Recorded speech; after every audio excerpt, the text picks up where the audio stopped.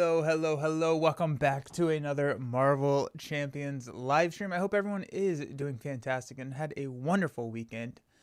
Woo, happy Monday. We are back and we got some old hero new trick decks today.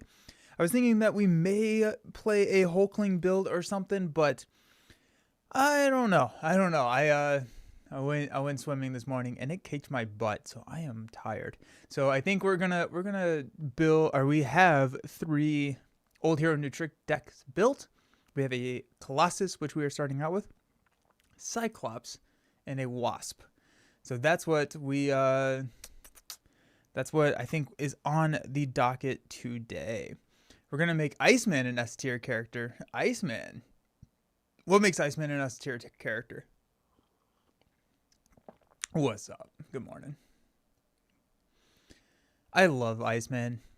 I opted Nightcrawler over Iceman for the MCDC build because he's cool as ice. Heck yeah. Absolutely. Totally agree with you there. Yeah, Iceman. I love Iceman. Yeah, he's just so much fun. Nice. Ice. I'm trying to think, did Iceman get anything in these last couple of releases that make him super interesting? Howdy, good morning. Got my coffee ready. Cheers to that.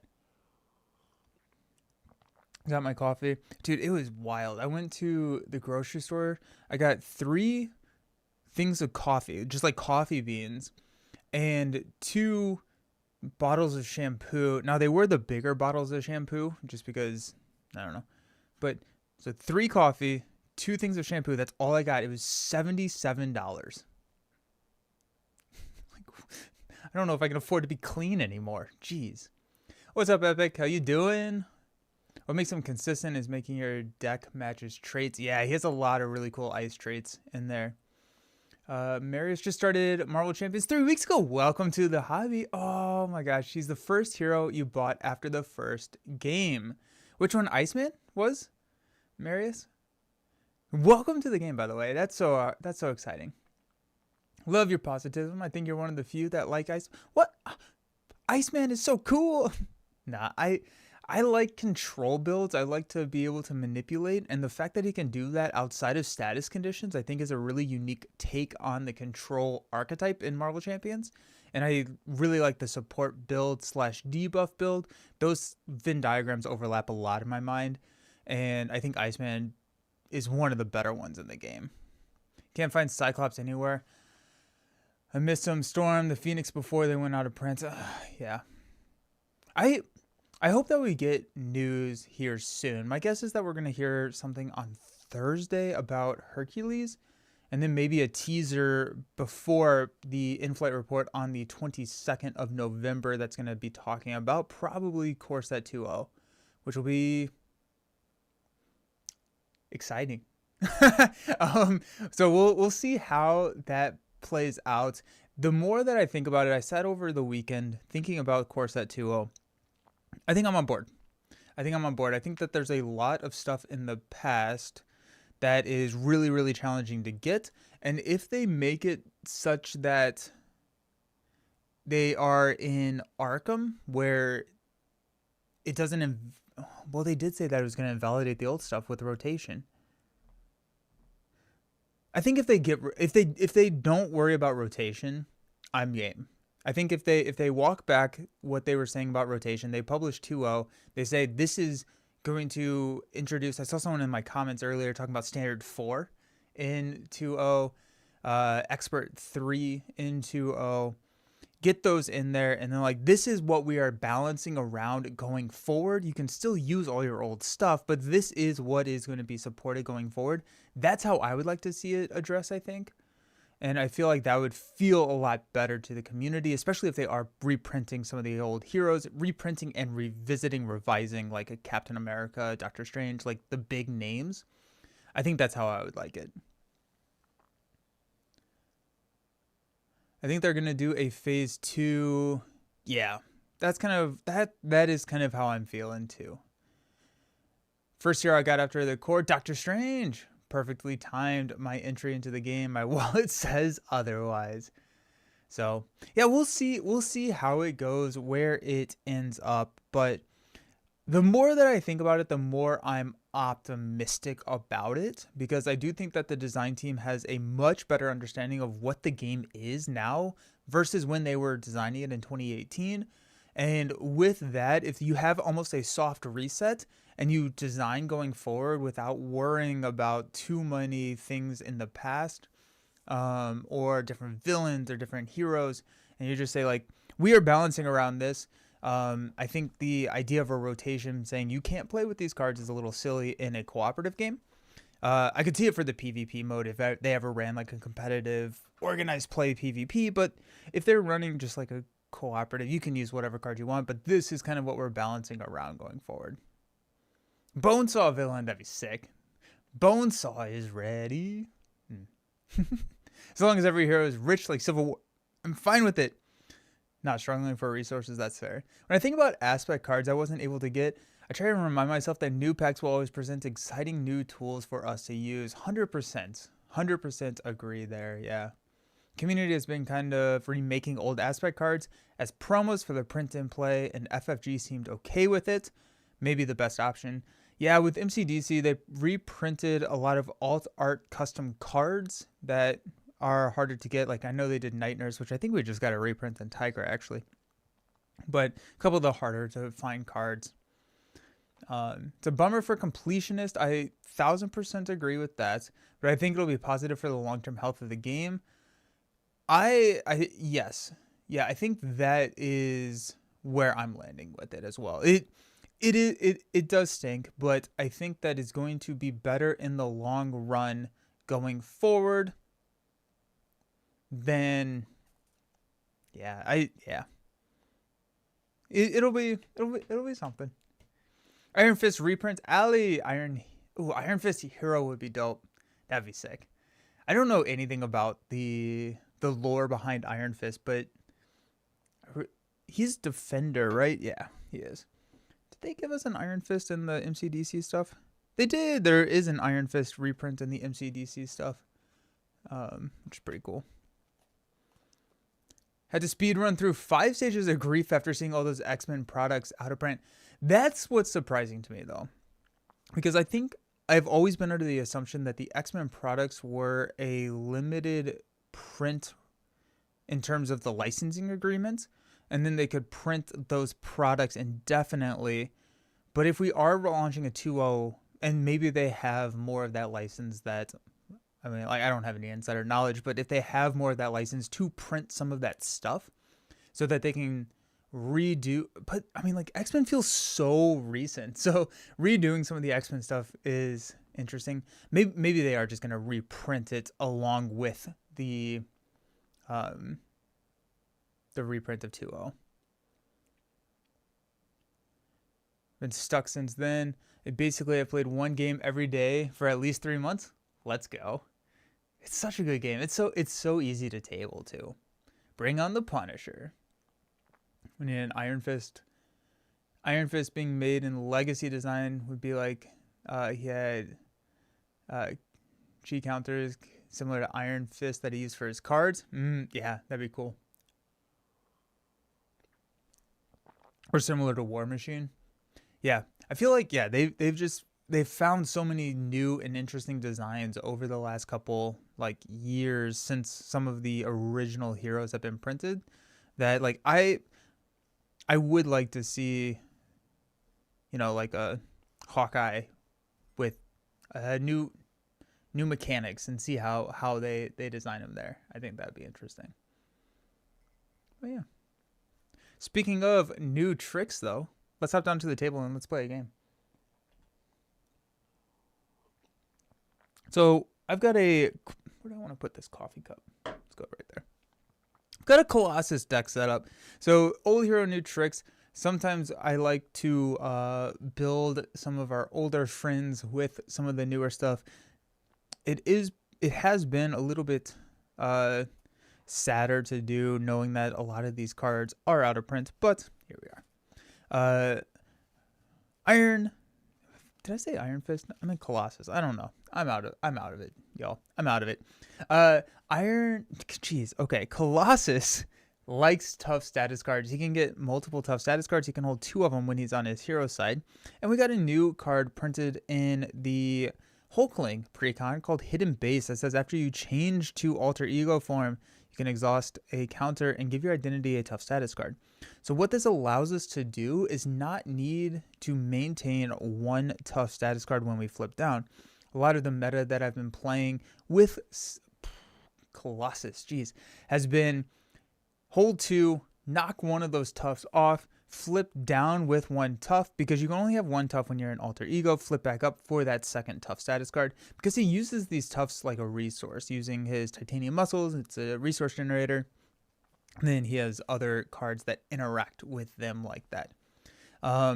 So that's the idea. However, now that we have Hidden Base, we can get a tough status card when we flip up and then trigger the response when we flip into Colossus to get another tough status card. We don't necessarily have to balance holding on to 1 tough status card when we flip down to alter ego.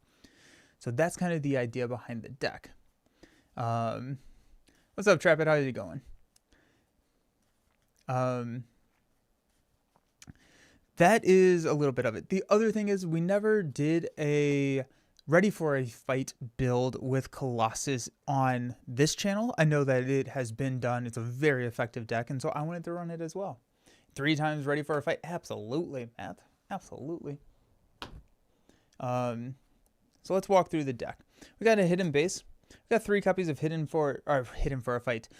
Ready for a Fight, which is when an enemy would scheme, we can discard this, change to hero form, that enemy attacks you instead. So that is one way to offset the low thwart and make sure that Iron Man is not going to scheme. The couple other ways is we got 2 copies in his kit of Armored Up, which effectively does the same thing. When the villain schemes, change to hero form. So we get to flip up when he schemes, and then he's going to activate and attack us instead, knocking off one of those toughs. We have 2 copies of Practice Plan. We'll discuss after the deck build, but I may cut this down to 1. I think with Armored Up, Ready for a Fight, and we also have a little bit of Confuse in this deck, we probably have enough per deck pass that we may not need both of these Practice Plans, but we may. When we flip up, we also are going to get a card draw with Moira. One of the things that Colossus really likes about his alter ego is he is a 6/4, which is a fairly rare stat line in terms of hand size for a hero. In alter ego, he has 6, and in hero, he has 4. A lot of times that's going to be a 6/5, or if you're sad and you're playing Hulk, it's a 5/4. Because we do not need both of those tough status, or one of those tough status cards flipping down, we've got Taunt. So Taunt is the villain attacks you. Other characters can't defend against the attack. Draw 3 cards. So you're going to get even more card draw, knock off that tough status card, and then you're able to either replenish it with Organic Steel or flip down, trigger Hidden Base, and then on the flip up get more. Because he has 14 hit points, we got Limitless Stamina. We got Utopia to ready our X, Hope Summers, Beak, Polaris, Iceman, and Armor. Superpower Training is in there for Iron Will, because that is really, really good. The X-Jet, Def Focus, Unshakable, and our doubles. So that is the deck. We'll see how it runs.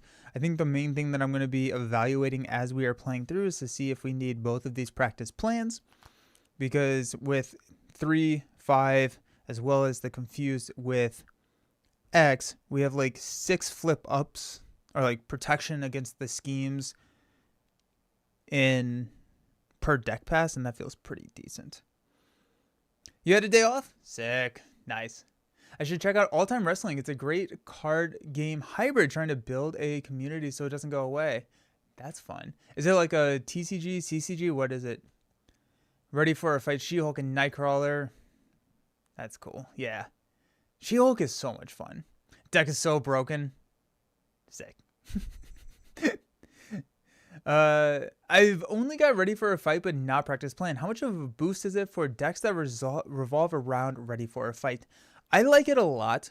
I I think it helps it a lot in true solo. If you're playing a lot more multiplayer, it's not as important, but I really like practice plan for Ready for a Fight.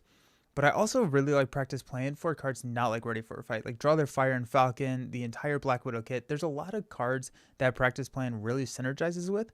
But Ready for a Fight makes it so that you can almost hit it where you're going down to Alter Ego pretty much every single turn. You think I just need one practice plan, Epic? Trust me. All right, let's we're going out on a limb. We're trusting chat. Let's do it.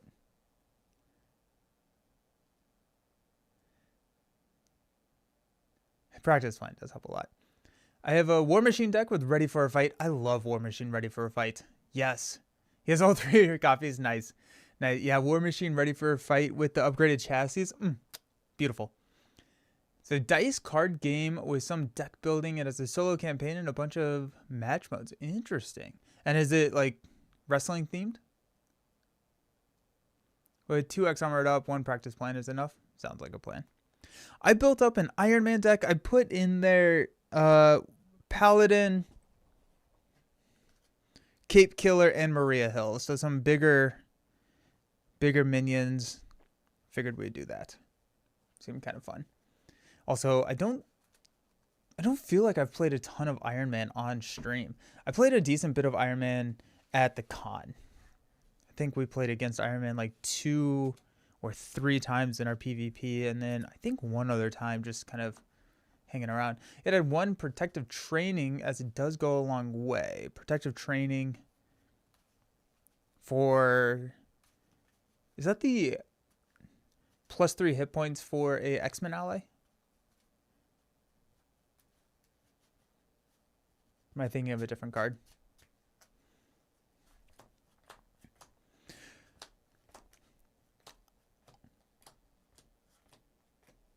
Oh, on Shadowcat? That's fair. Yeah, Shadowcat is his big thwart ability, so that's where his thwarting ability really comes from. She'll thwart for like 10. Yeah, that's sick. I normally like going at exactly 40 cards with Colossus, mainly because he just has some really, really key setup cards in his deck. I'm going a little bit heavy. I think I'm at 41 or 45. I don't actually remember.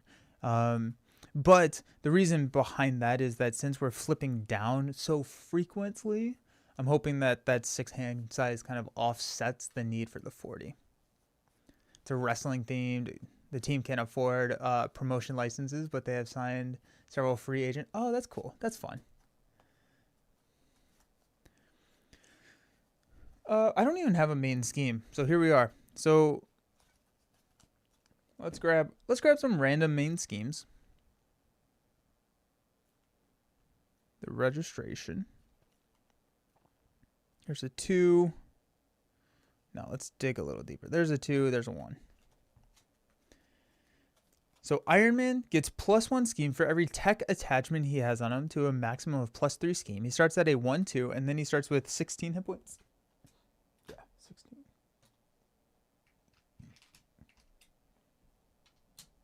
I still haven't moved this camera so that everything's just so far away.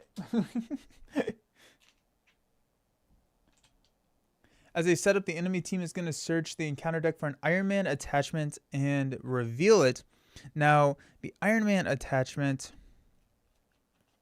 we have to choose the worst option. Again, no idea what that means, but definitely not Rocket Boots. I'm thinking it's probably the one who gives him Stalwart, would be my guess, which I think is his helmet. Oh, actually, it's going to be Retaliate 1. Yeah, Retaliate 1 is pretty brutal for a Colossus. After you make a basic attack against Iron Man, spend a mental and a punch resource to discard this card. Normalize thick decks. With this deck, it doesn't matter the size of the deck. You'll have so much card draw you want. Love it.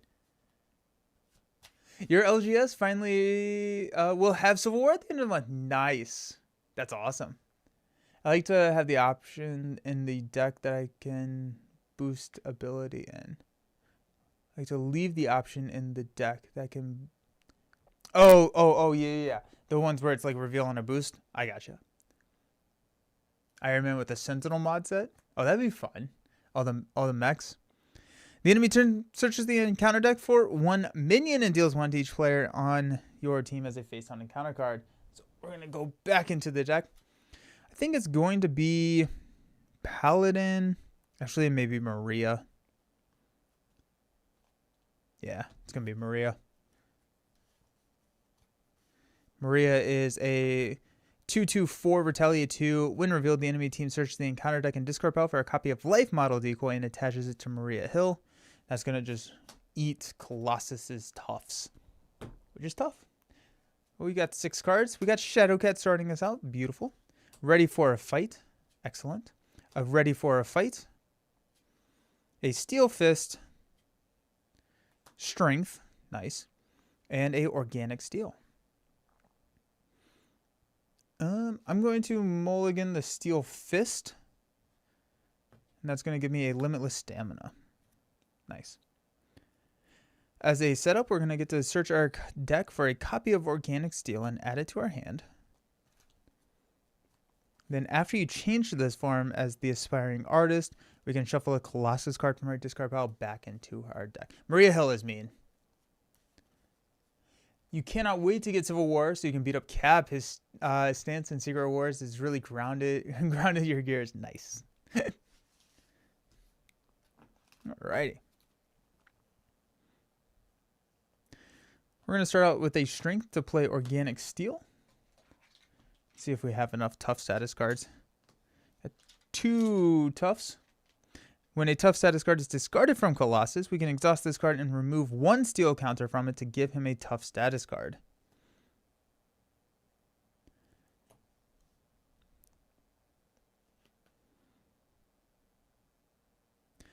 So, some of our options here. I think we're going to go ahead and use Ready for a Fight to play Ready for a Fight, which fulfills the physical kicker there. I'm going to flip up to Colossus. I'm going to trigger his response to give him a tough status card. It's a little sad because I think I'm going to lose it immediately because I'm going to punch Iron Man. After you make a basic attack, I'm going to spin the Punch and the Wild to get rid of the Arc Reactor. And then that's going to knock the tough here.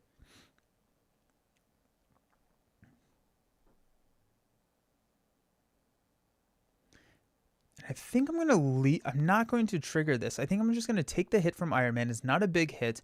We know we're getting Maria. And I believe I could probably... I'm going to try and take Maria out, and I'd rather just deplete my health rather than my tough status cards. Yeah, thank you. I do think I'm going to hold Organic Steel. So let's stand up. Yeah. Let's stand up. We've got 4 cards in hand. We got Hidden Base. That's nice. Iceman. And a Superpower Training. Cool. We'll place 1 threat on the main. Iron Man is going to punch us. We're going to take it right on the chin for 2. After it's a Dark Design, so we're going to place a Pursuit counter. That's going to deal us 2 damage. Take us down to 12. Then our encounter cards, we know it's Maria. When revealed, we'll go find a Life Model Decoy. Such a mean start. Love it. Life Model Decoy. The enemy team attaches this card to a minion or their leader. The attached character gains Stalwart. When the attached character would take any amount of damage from an attack, prevent that damage and discard this card instead. So, there goes Maria. She has Retaliate 2. Then our second card is Sinister Strike. Place a counter, and then he's going to punch us for 2. We're going to take it to the face. 3/4. There goes Paladin. So that's going to take us down to 8 health.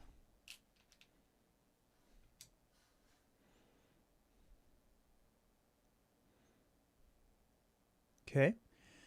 Let's use Organic Steel and Iceman to play Hidden Base.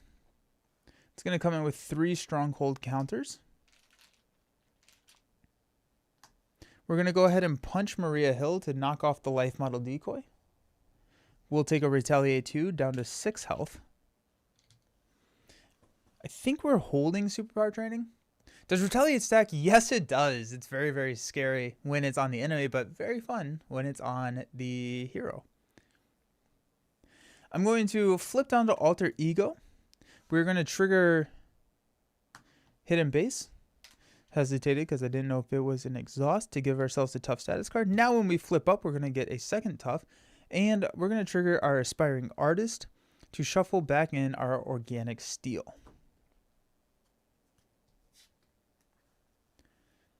Yeah, but Dark, the Retaliate, you can go like Black Panther, who has Retaliate, Cut Both Waves, Dauntless. You can get some pretty high Retaliate values now, which is pretty fun.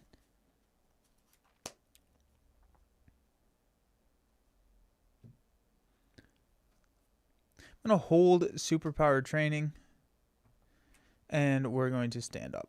We get 6 cards, which is beautiful. We've got Bulletproof Protector. Beautiful. Taunt. Nice. Limitless Stamina. Genius. And a Energy. Excellent. You love having more resources than cards to pay for them. That's always the sign of a good draw. There comes a new core set. What 4 heroes and 3 villains would you like to see? It's a great question. After this game, let's speculate on that. Because I want to talk about that, but I want to give it my full attention. Who can get the highest Retaliate? Iron Man is going to scheme. We're going to proc Ready for a Fight, which means that we flip up. We get a tough status card. Need to get some more tough status cards from by the same token. And he's going to attack us instead. It's going to be 2, 3. It's going to knock a tough.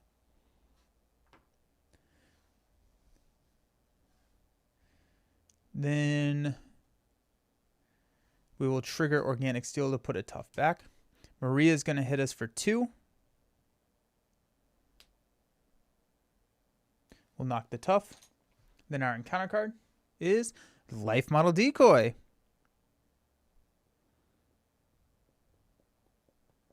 Oh, that's so annoying. Okay.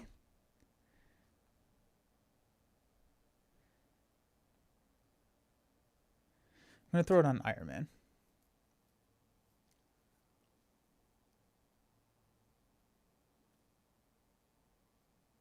Your first time saying Civil War played, it's a fun expansion.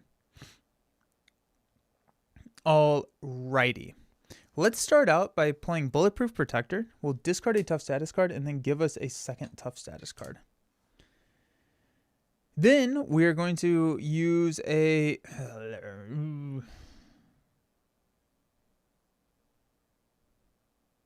let's use a Superpower Training to play Taunt. Villain's going to attack us for 2, 4.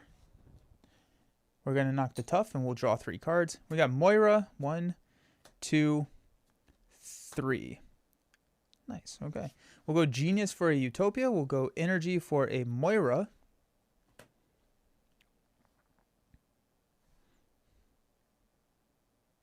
We will play Bulletproof Protector to discard the tough and add a tough. We haven't seen either of our upgrades yet. Yeah. And then we will swing into the Life Model Decoy. Oh, he doesn't have Retaliate anymore. I will not swing into the Life Model. I'm going to swing into Maria Hill for 2. The Retaliate 2 will knock a tough here. Am I okay if he schemes on me? For 3 plus a boost? Probably not. So, we could just cross the fingers and hope we get an armored up. So you normally cannot have multiple copies of the same status card. The Colossus hero has a special text here that says Colossus can have 1 additional tough status card on his hero side. So that's his like hero abilities, that he can have 2 tough status cards. The other way that you can have multiple is if you have steady, it requires 2 stuns to fully stun or 2 confuses to fully confuse you. So that's the only way you can have multiple. You normally cannot. Yeah.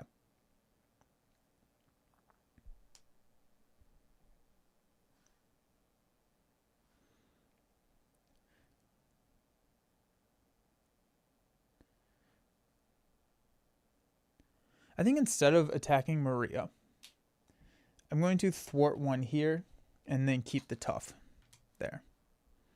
I'm going to pitch Limitless Stamina. I'm not, I can't, I don't think I can hope to pull the, yeah, we'll stand up. We'll draw a taunt. Iron Will, there it is. Organic Steel. Ready for a fight. Nice. We got 1. Iron Man's going to punch us for 2. +2. There goes his Stalwart card, which is nice. Knocks a tough. We'll add a tough. Maria's going to knock the tough. Then our encounter card is Sinister Strike. We're going to place a pursuit counter. And he's going to swing in for 2, 4, which will knock the last tough. Alrighty. Well, there you go.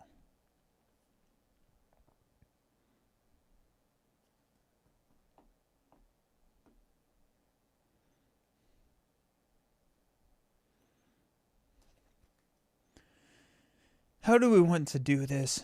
If we don't draw a punch resource, we're in a lot of trouble.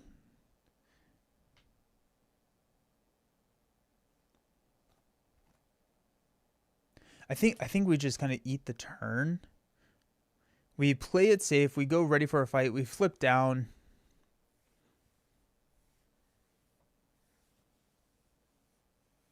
Or we taunt and see what happens. What's the worst that could happen? I mean, like, we die, but like... Hey, DJs. Thank you for the subscription. I appreciate it. Woohoo. I'm surprised you stay on Standard 3 so long. It seems a lot of streamers have gone back to Standard. I like Standard 3 more. I feel like Standard 1 is swingier. And I prefer Standard 3. What do you all prefer? Have y'all switched back to Standard 1, or are you still rocking Standard 3? I played a lot of Standard 3 at MCDC as well. The majority of my games were Standard 3, I believe. But I am curious what Standard 4 would be. I want Expert 3.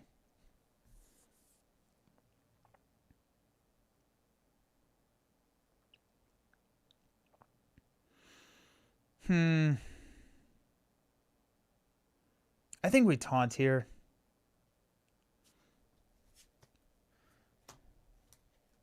Taunt gives us 3 cards, which would allow us to play Iron Will and Ready for a Fight, but we have to draw a punch resource. We have another taunt in there. We have a couple Limitless Staminas in there. We have a Limitless Stamina in there, which is a punch. We have a...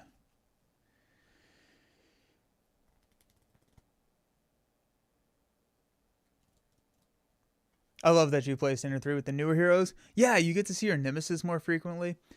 Yeah, I feel like it's a...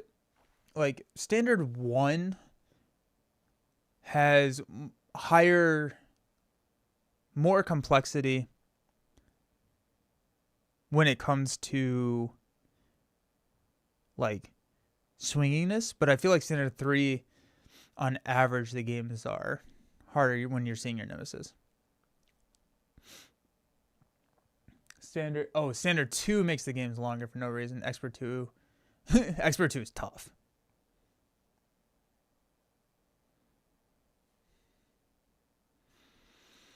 Do we taunt here? Let's taunt. Why not? What's the worst that could happen? Iron Man's going to attack us for 2. Plus 2. Takes us down to 2 health. We draw 3 cards. Not a punch, but it is a Professor X. Titanium Muscles is not the punch I want to spend, and the X-Jet. Yikes. I'm okay actually spending Titanium Muscles. because I can shuffle it back in. So we'll use Titanium Muscles to play Ready for a Fight. We will drop an Iron Will. We will flip down to Alter Ego. We will trigger a Hidden Base to give ourselves a tough status card, and then I'm going to heal to take us back up to 6. But now we have Iron Will, and that feels real good. Alrighty, let's stand up. Oh wait, the trigger to shuffle Titanium Muscles back in.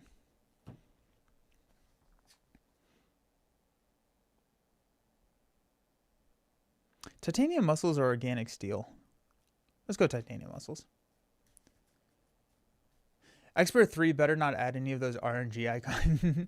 I feel like the reception to Standard 3 was so good that I would hope that they would do Expert to Standard 3 was so good that they would do Expert 3 similar, where it's not necessarily harder or more variants, bigger numbers. It's just different.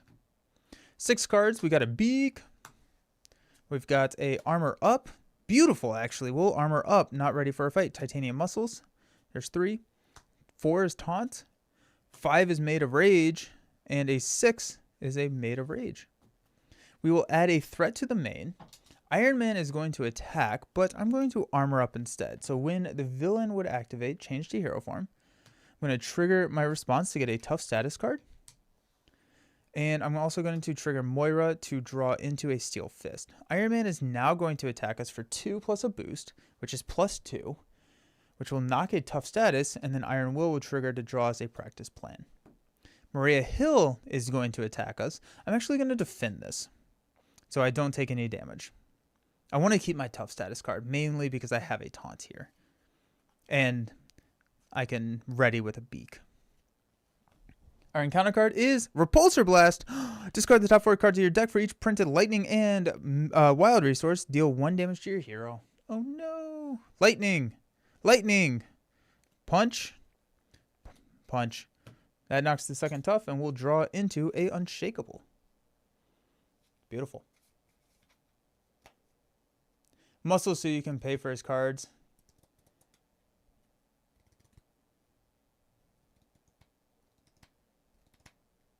Yeah. No taunt. That's fine. What's nice is that we're going to be flipping down, and we'll be able to hit this Hidden Base trigger. This final counter and get it back in the reshuffle, but we'll stack a practice plan there. We will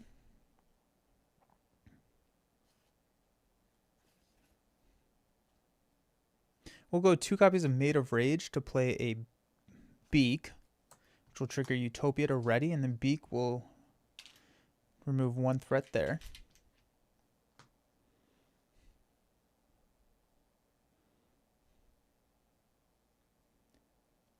Civil War will be there on the 9th. Nice. Nice. Maria Hill has been around for a while. I need to get rid of Maria Hill. Jeez. How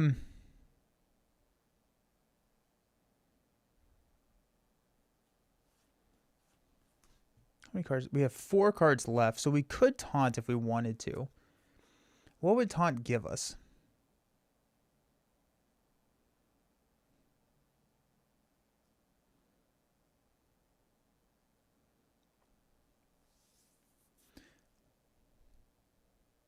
Let's go Unshakable for a taunt. He's going to punch us for 2. Dark Designs, that's going to bring out our Nemesis. So that could have been calculated better. Here we are. So we've got Juggernauts with Stalwart and Toughness. And then we've got Rampage and Juggernaut. Discard each tough status card from each friendly character. Sick. Place 2 threat here for each discarded status card. That comes in with 2 threat, and it has an Amplify. We took 2 damage, so we're going to go down to 4 health. And we get to draw 3 cards. Retaliate 2 is tough, yeah. And also in Hidden Base. Hidden Base and Ready for a Fight. I never did a Ready for a Fight Colossus. But yeah, it's mainly Hidden Base. It's a Hidden Base, Ready for a Fight taunt build.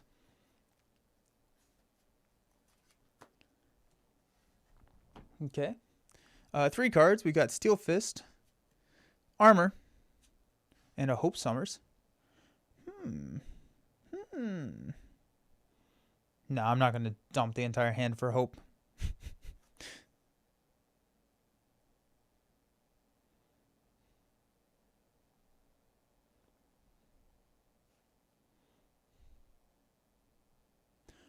Where am I?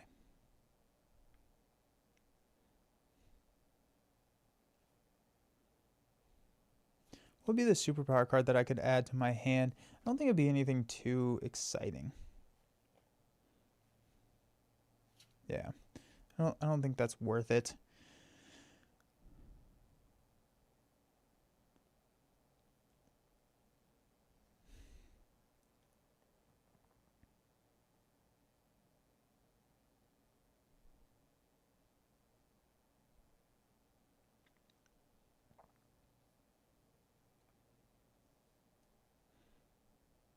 Yep, Hope only does search your deck. Good call.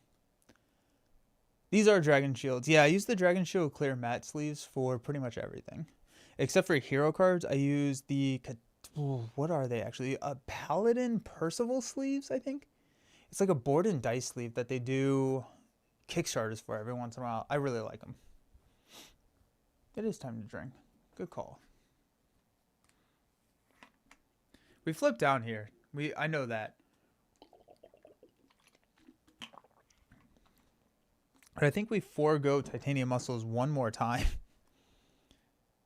to get an armor onto the table. Just like an awkward hand.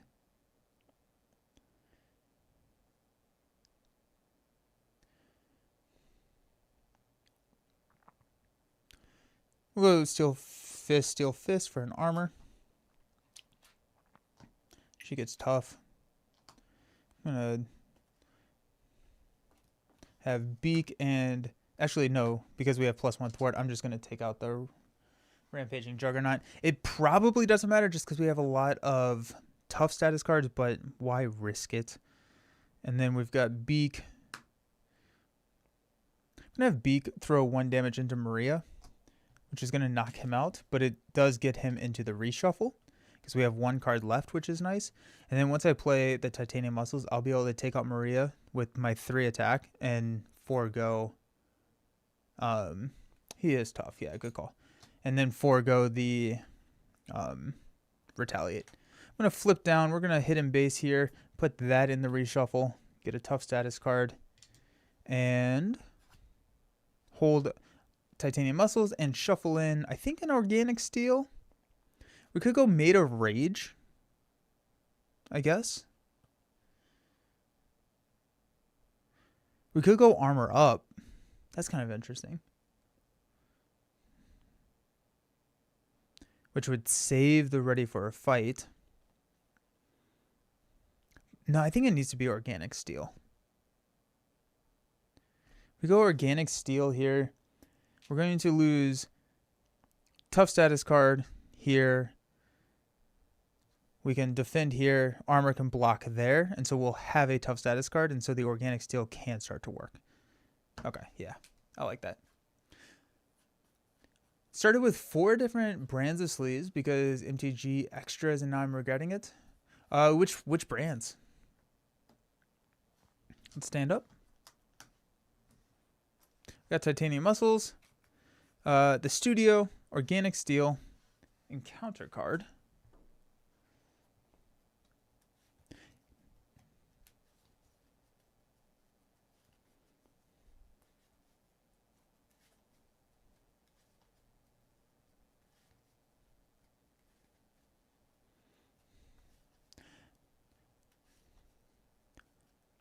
It is kind of crazy how smooth I feel the game is going, considering we have not put Titanium Muscles down on the first deck pass. Usually that feels pretty bad for Colossus, but it feels like the deck, like we've been able to maintain the tough economy. We got Beak back. That's fun. There's 4. Limitless Stamina is 5. 6 for Polaris. 2, 4, 6. Beautiful. Okay. We're going to add 1 threat to the main.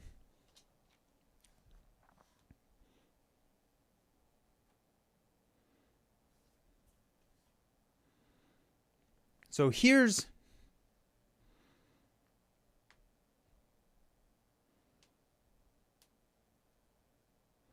here's an interesting play call. Do we let Iron Man scheme? He's at 3. So if he hits a 3 boost, we push. But there's very few 3 boosts. We see one of them right there in the discard. Well, that's our Nemesis set. And then we proc ready for a fight on Maria Hill. And we save a tough status card that way. I think we do that. We don't let him scheme on expert. I mean, he only has 1 scheme. I think we could save the tough status card.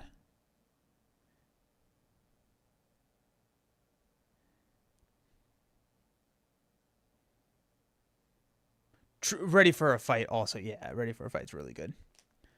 Let's risk it and see what happens. Okay, so it's going to be 1 plus 3. That's good. Hit the 3 boost card. That's on me. Allies interplay exhausted. If this stage is completed, the players lose the game. Has 0. All right. We'll let Juggernaut scheme on this one for 1. And then we'll proc ready for a fight. In practice, plan to pull it back to my hand. To flip up, we'll grab a tough status card on the flip up. Moira will exhaust to draw into a taunt. Then Maria Hill will knock one of the toughs.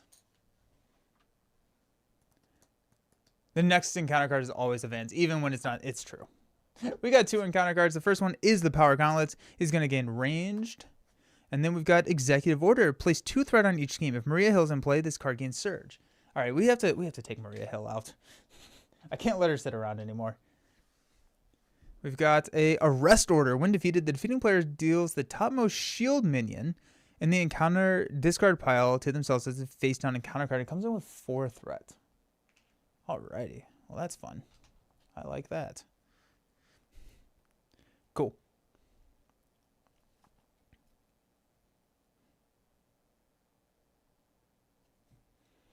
Let's go ahead and thwart 2 here.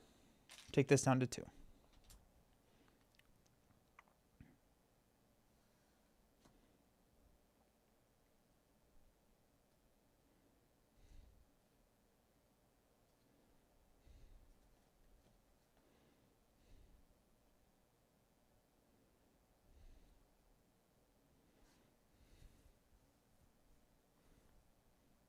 How do I want to do this? Limitless Stamina and the Studio are going to play Organic Steel.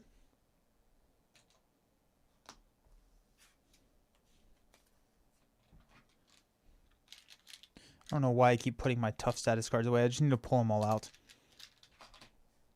Okay. There's Organic Steel. We're going to have Beak play Taunt. So Iron Man's going to attack us for 3 plus a boost. 4. That'll knock the tough. And I'll trigger Organic Steel. We get to draw 4 cards. Organic Steel, the X-Jet, Steel Fist, and Taunt.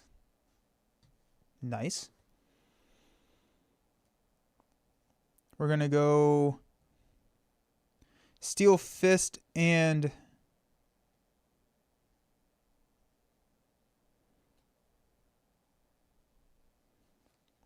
Polaris? Question mark? To play Organic Steel.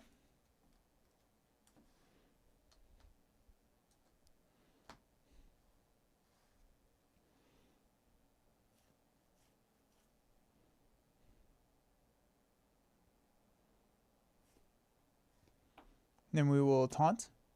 He's going to hit us for 3, 4, 5. We'll Organic Steel, and we'll draw 4 cards. Steel Fist, X, Bulletproof Protector, Superpower Training. We will Bulletproof Protector to give ourselves a second tough status card. We discard that card, so we get to draw a card into Steel Fist. Cool. We've got a Superpower Training and a Steel Fist to play Titanium Muscles.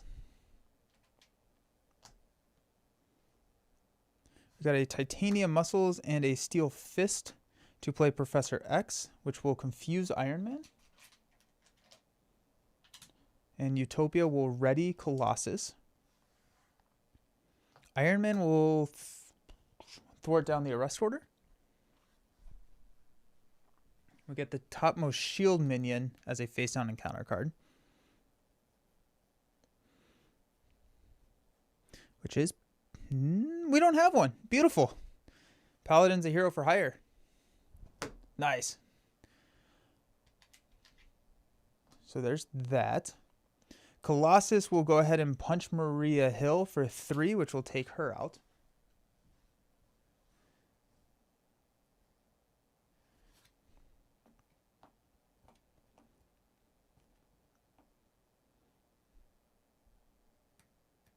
And that feels good. Alrighty. Let's stand up. We got Raffo, Energy, Hidden Base. Ooh, beautiful. Ahaha, we got the Hidden Base on the flip up. Sick. Alright, we're going to go 1 here. Iron Man's going to attack. We'll block with X. It's going to be a 2. Reveal this card +1 and he gains the aerial trait. It's going to knock X out. Then we got Juggernaut swinging in for 4.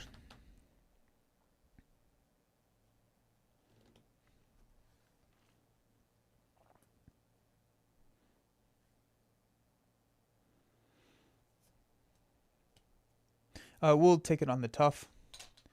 Draw a card into Unshakable. Encounter card is Bring 'em in! Exhaust each unregistered identity. Otherwise, the enemy team searches the encounter deck and discard pile for a copy of the unregistered super.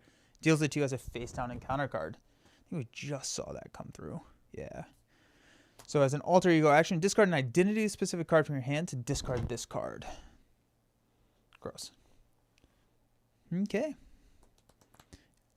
Tis our turn. I'm going to go ahead and thwart for 2 off of the main.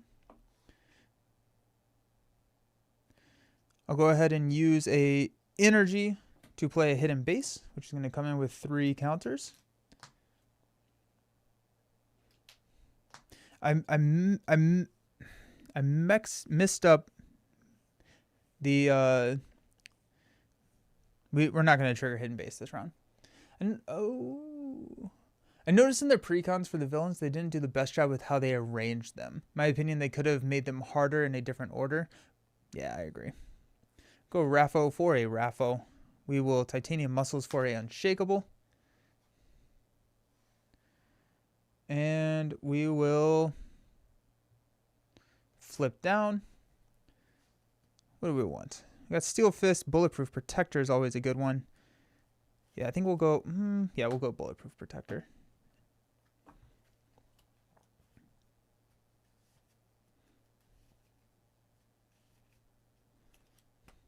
Okay. Stand up. We got Made of Rage. Taunt. Armor Up. Beautiful. Ah, I love it. Bulletproof Protector. Beautiful. Shadowcat. And a Armor Up. Let's freaking go, team. We got 2 threat here because of our acceleration icon. Iron Man is going to be confused. And Armor Up is when the villain activates. So that kind of bit me in the butt. That's fine. Honestly, that is fine. So he's going to remove Confuse here. We've got a 1 scheme here to take us up to 5. And then we got an encounter card. Surge! Reveal the top card of the encounter deck. But now we can get rid of unregistered supers. Evil Alliance, each Nemesis minion in play activates. So we're going to add 1 threat here. And then we've got Supersonic Punch. Iron Man schemes. If he has a tech attachment, you are confused. Alrighty, so he's going to scheme. At this point, we're going to play Armor Up. We're going to flip to Colossus, get a tough status card. Oh, I think he still schemes. No, so we're not going to play Armor Up. We're going to proc Ready for a Fight. Yeah, because this one changes to he attacks me. So we still get the tough. Iron Man, we are confused. Well, we're half confused. But Iron Man is now going to attack for, what, 4, 5, 6. Knock our tough.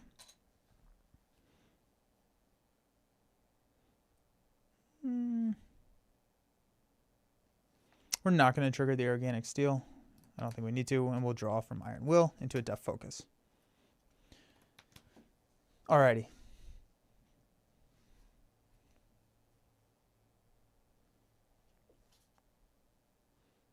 Sweet.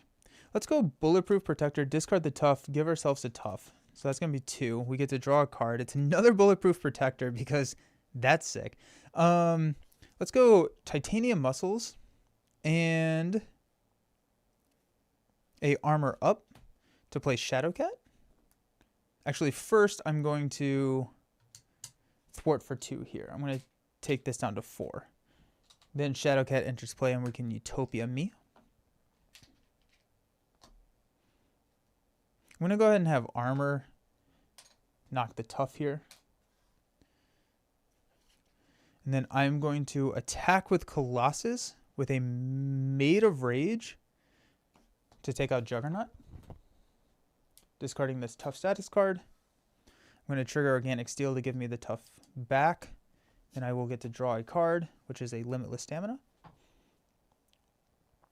We've got an Armored Up to play a Taunt. So Iron Man's going to attack us for 4, 5, 6. We'll knock the Tough. Draw 4. 2, 3, 4. Now we have a very thin deck. I did not trigger Moira. I should have done that. Actually may have, but cool. We will have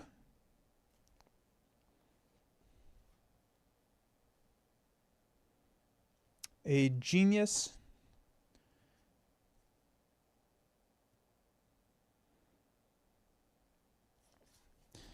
Let's go Bulletproof Protector. Discard a Tough to get a Tough. Draw a card into a Raffo. Beautiful. Okay.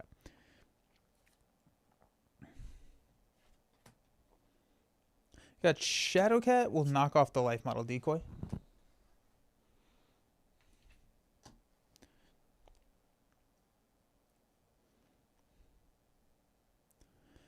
Let's go Iceman to play a Death Focus. Death Focus will play a Limitless Stamina, which will ready me. I will attack with a Maid of Rage, discarding this Tough status card to deal 8 damage, which is at 16, so he will go down to 8.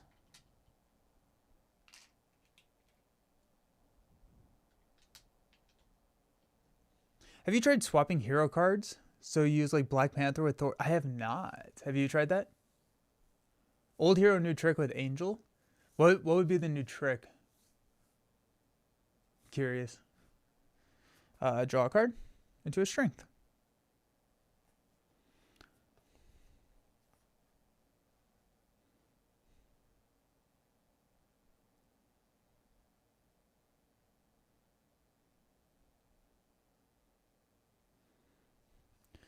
Genius will play a Limitless Stamina, which will stand me up. I'll go ahead and thwart for 2 here. Take us down to 2. Strength will Raffo. I will flip down, and I will shuffle in a Armored Up. And then I'll stand up.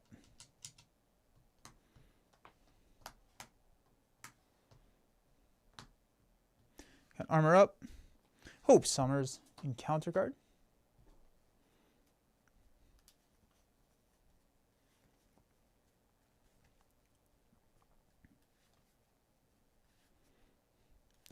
And I think it's about time to punch some Iron Man armor.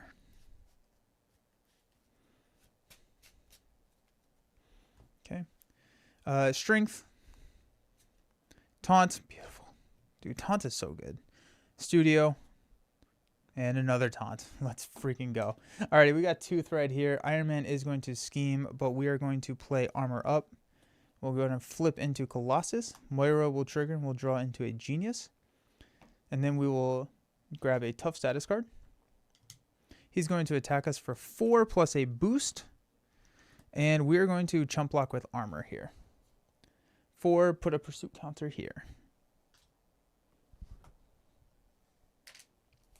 Okay. 2 encounter cards. When he would take any amount of damage, place it here instead. Then if there's 5, then we got Surge, Exhaust Your Identity. No! Into a Master Plan. Oof. I don't know if there are any side schemes. There are not. So we add an Acceleration. And we see, well, we can, he got his bubble. Stupid bubble. Falcon added, oh, with Falcon aerial cards? Yeah. Did I do one? I can't remember if I did a flying formation angel. I don't think I did. But yeah, that's cool. That's a lot of fun.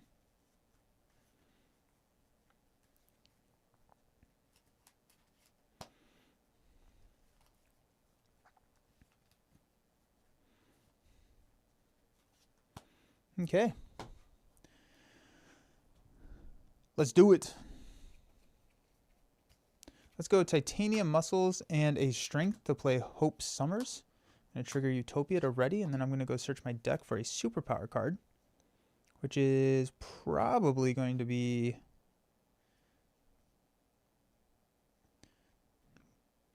Bulletproof Protector.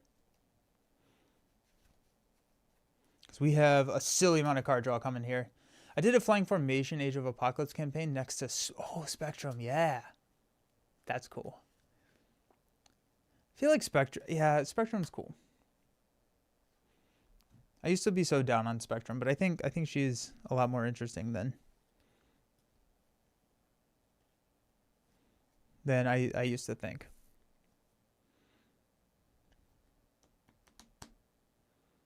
All right, let's have Hope and Colossus knock out the armor.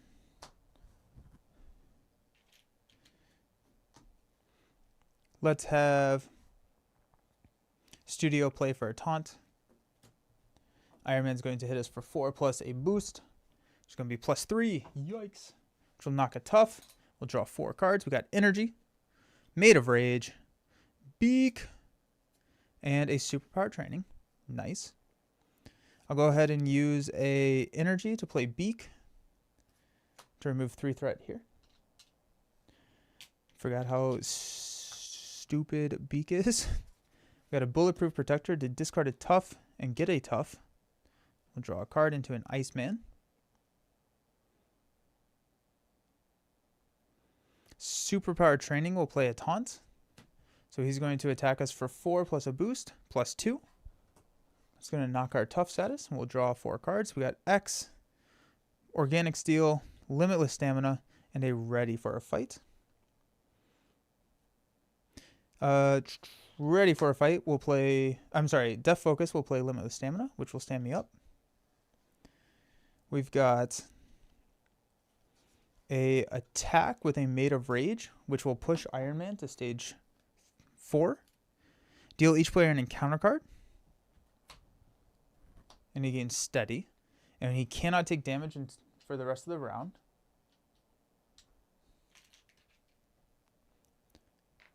He has 20.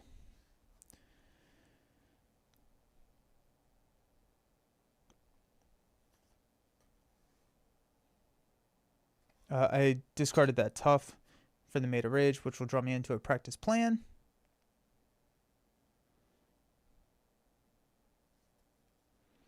We'll go Beak, thwart 1 here.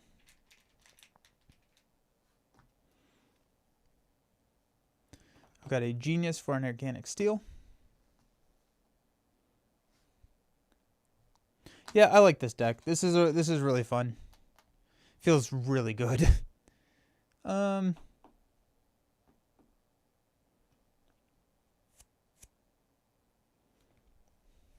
drop a practice plan here. I'll flip down, shuffle in probably a Made of Rage, just because that seems like a decent bit of damage. And Iceman X or Ready for a Fight. We'll probably keep Professor X because X can ready me. I think we're going for lethal here. So let's stand up. Got 6 cards. We got X, Limitless Stamina, Made of Rage, beautiful. Taunt, yes. Oh, and we also hidden based here, because that's the entire point of the deck. There we go. Steel Fist and a Ready for a Fight. Nice. We'll add 3 threat to the main. Iron Man's going to scheme for a lot, but we're going to proc Ready for a Fight. I'm not going to trigger Practice Plan because we have one in our hand. To flip up, we'll get a tough status card, which will immediately get knocked off. It's going to be an attack of 5, 6. We'll knock that tough status card off. I'm going to trigger Organic Steel to put it back. We'll draw into a Polaris. We got 2 encounter cards. First one being a Maria Hill, of course. We're going to go find Life Model Decoy and attach it to her, where we're also probably going to ignore Maria Hill for the rest of the game. Looked into the tokens and they're a little pricey. Are they worth it? I think that they are. With the caveat of me saying that they do sponsor the channel. So like, I don't know if I am actually able to be unbiased, but I did buy a lot of the tokens even before they sponsored the channel, which makes me feel a little bit more comfortable saying that they are. Are they needed? No, they are not. Are they super nice to have? Yes, they are. And the way that I was kind of looking at it is like, this was the game that I was playing. And so I decided to deluxify it. The nice thing is you don't have to go with all of the tokens. I would say that the Ready Exhaust are probably the highest impact to like the game. And so if you are looking at a couple, I would go Ready Exhaust. And then also if you use the all over 5 code at checkout, it gets you 5% off. It also financially helps me. So if you do that, thank you. So couple of caveats, but I think that they've gotten really expensive, especially if you live in the US with shipping. I would get tokens if you had the option. It undeniably increases the game, or like the feel of the game. Bring them in. Exhaust each unregistered. Boo. All right. Let's push some damage. Let's go. Let's go. All right. Titanium muscles.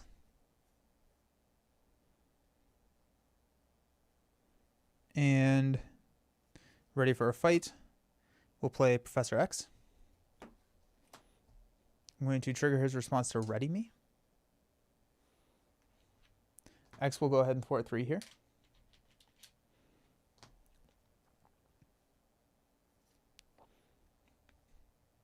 Okay.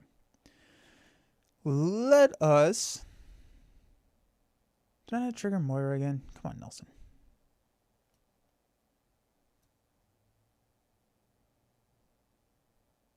How do I want to do this? Steel Fist will play Taunt. Iron Man's going to attack us for 5, 7, which will knock a tough, which will draw us 4. We got Armor Up, Steel Fist, the X-Jet. We'll put this tough back here.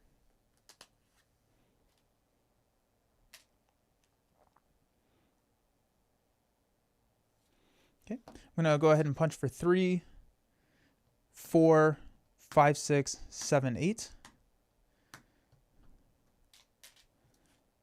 Take him down to 12. Nice.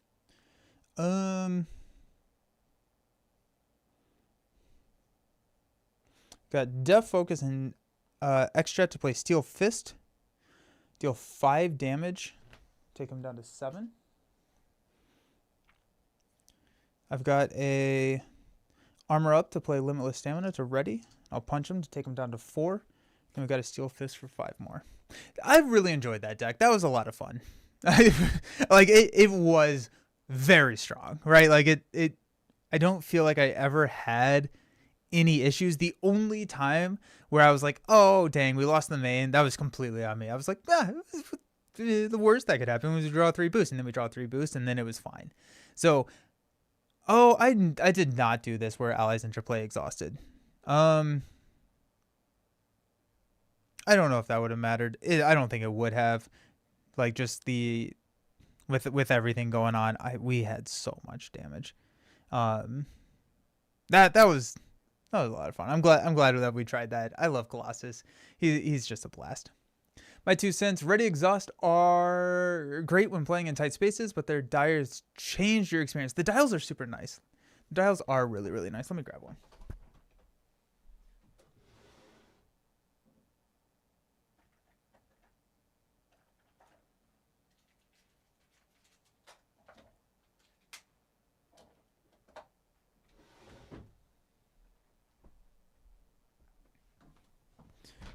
Yeah, so they have like threat dials for the main.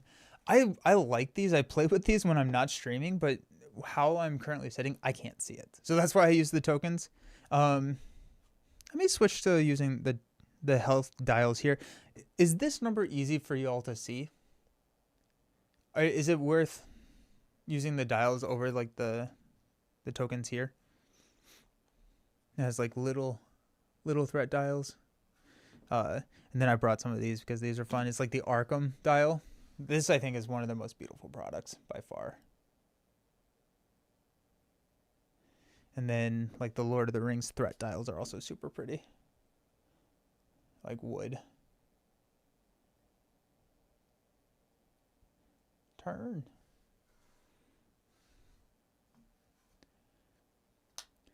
You wanted the villain board? Yeah, those are really expensive. I got mine. So the history of the villain board is they had it for way cheaper than it is now, which is when I bought mine. Then they decided that they were not going to make the villain board anymore because it was too expensive. So they pulled it off. And then like everyone was like, "Oh, but we want the villain board." And they're like, "It's going to be very, very expensive if we put it on. We just cannot manufacture it and keep it um like like it's going to be really expensive." And people were like, "Okay, let's do it." And so they put it back, and yeah, it's real expensive. It's very expensive.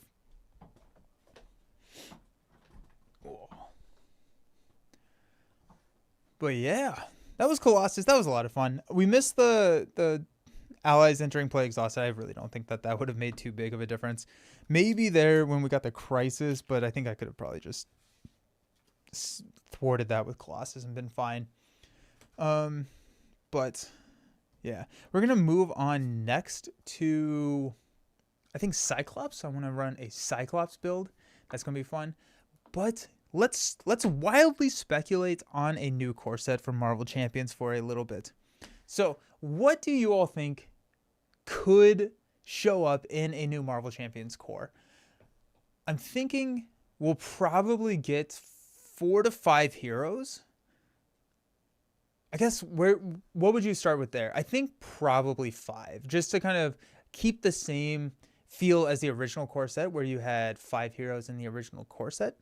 And if we could choose any heroes, I've heard a lot of speculation around Fantastic Four, which I think would be a lot of fun. But my feeling is that they're going to go with a more diverse hero pool than just Fantastic Four because they want to try and grab as many people as possible to bring somebody into the game. So if there's somebody out there who is interested in the game but they don't like F4, they've lost that customer. So my thought is that we would see something with a more diverse hero pool, which could include Fantastic Four. We got BG, Droodles, Cap, Hulk, Kate Bishop, Iron Fist, Elektra. Daredevil will be his own pack. I do agree with that. I think Daredevil will be his own pack. Though, I think, like, we have Captain America in that suggestion. I think we could see some big names in this core. Hero variety, not Fantastic Four. That's where I'm leaning to. They go and see who is the most popular in Marvel Rivals. Nice. Out of print heroes would make sense. Hulk, all of that. It would be F4 with some other heroes following. There's a little bit of a story element between F4 and Defenders, right? So I could see maybe a hybrid wave of Fantastic Four and Defenders, or am I misremembering that? We need Jeff. I wonder if they would redo the original 5. I think that they would switch it up. I believe that they would switch it up, and I would not be shocked if we don't see anybody from the original core in 2.0. I think my guess is we would see Cap. I think Captain America is a really strong thought of who would be in there, mainly because he's out of print. Everyone loves Captain America. He's going to sell the box. You still think the heroes the redo of Heroes is still a year or 2 out, and I think that this core set could be a year out. I don't think it's 2 years out. My guess is that it's a year out. Could get Blade as a surprise. That would be kind of fun. But yeah, I think Captain America. And I do think that they would they would have an equal distribution of genders in the box. So Captain America would take up a male slot. I think we would get. I could see Invisible Woman. I think I could see them do an Avengers F4 split. Do you think we'll ever get a multiverse mechanic? We do with Loki. I think the new core set will be this spring. That early, you think so? That would be cool. Captain America with the shield trait. Now that's interesting. I like that a lot. So, okay, yeah. If we go Captain America with shield, could you have shield and Avenger, or would that be too strong? Spider-Man with Web Warrior. Yes. Yes, Spider-Man with Web Warrior. I could see Hulk. I think Hulk would be interesting.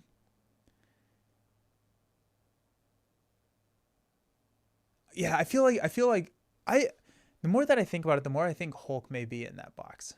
Everyone wants a reprint of Hulk.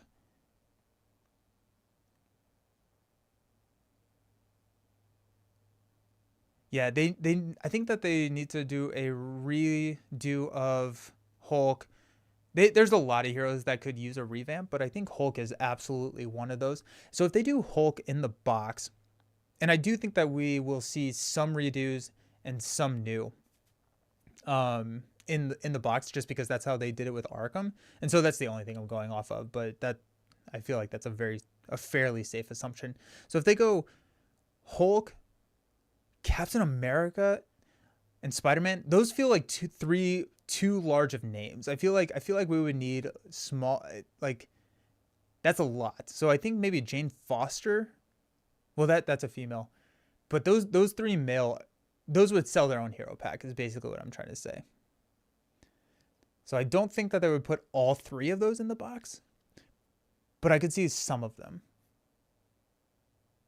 I feel like Spider-Man, because he was in the original core, would go hero pack this time around. So if we went Captain America, Hulk, Jane Foster, Thor, Spider-Man as a hero pack with Web Warrior, but I do really like the idea of switching up the traits. I think that's a lot of fun. Hulk redo. They could also add Red Hulk, Red She-Hulk, A-Bomb, or Brawn as Gamma heroes. Do we think we're gonna go obscure in this core, or do you think we'll stick with well-known heroes? I would think that we would stick with well-known heroes. Like in the original core, probably the least known hero would be She-Hulk, right? Cloak and Dagger would be sick. Oh gosh, that'd be so cool. 2 male, 1 female Big Gun, and 2 more sideline heroes. What do we think the female Big Gun could be?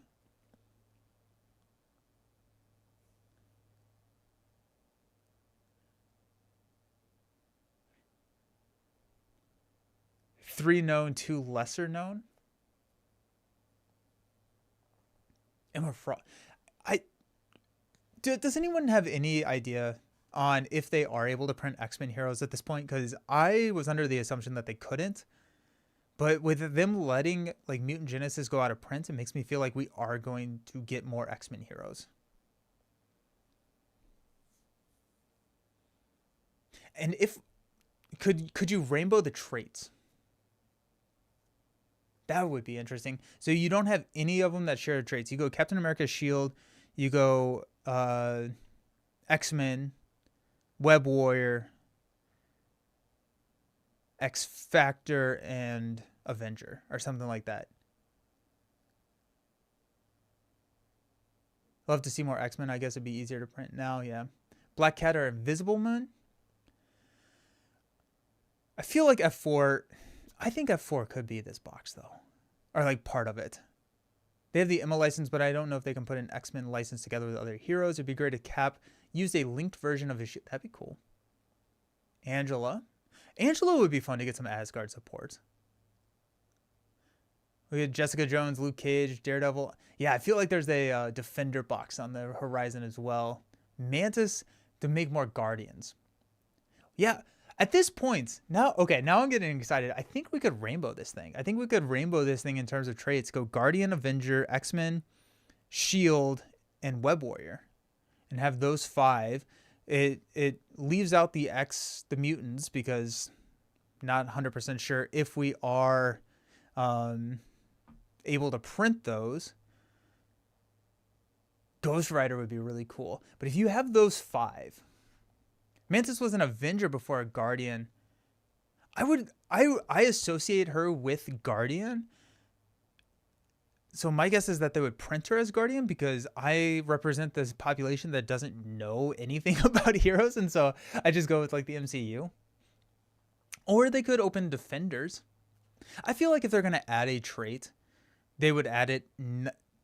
I don't think we're going to see new traits in this box, in a core box. That'd be weird. Maybe not weird. Captain America, Beast, Hulk, Mantis, and Jocasta would be sick. I really like that. That would be a really fun matchup. Yeah.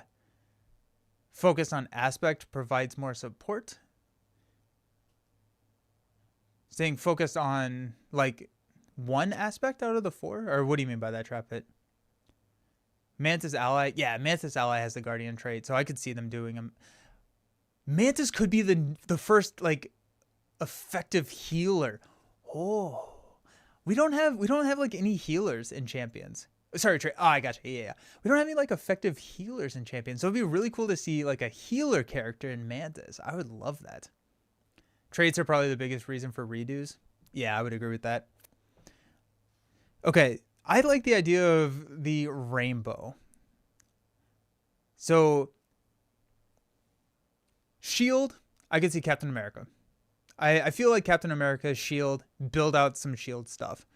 I like Mantis as the Guardian. We get... I think we go Hulk as the Avenger.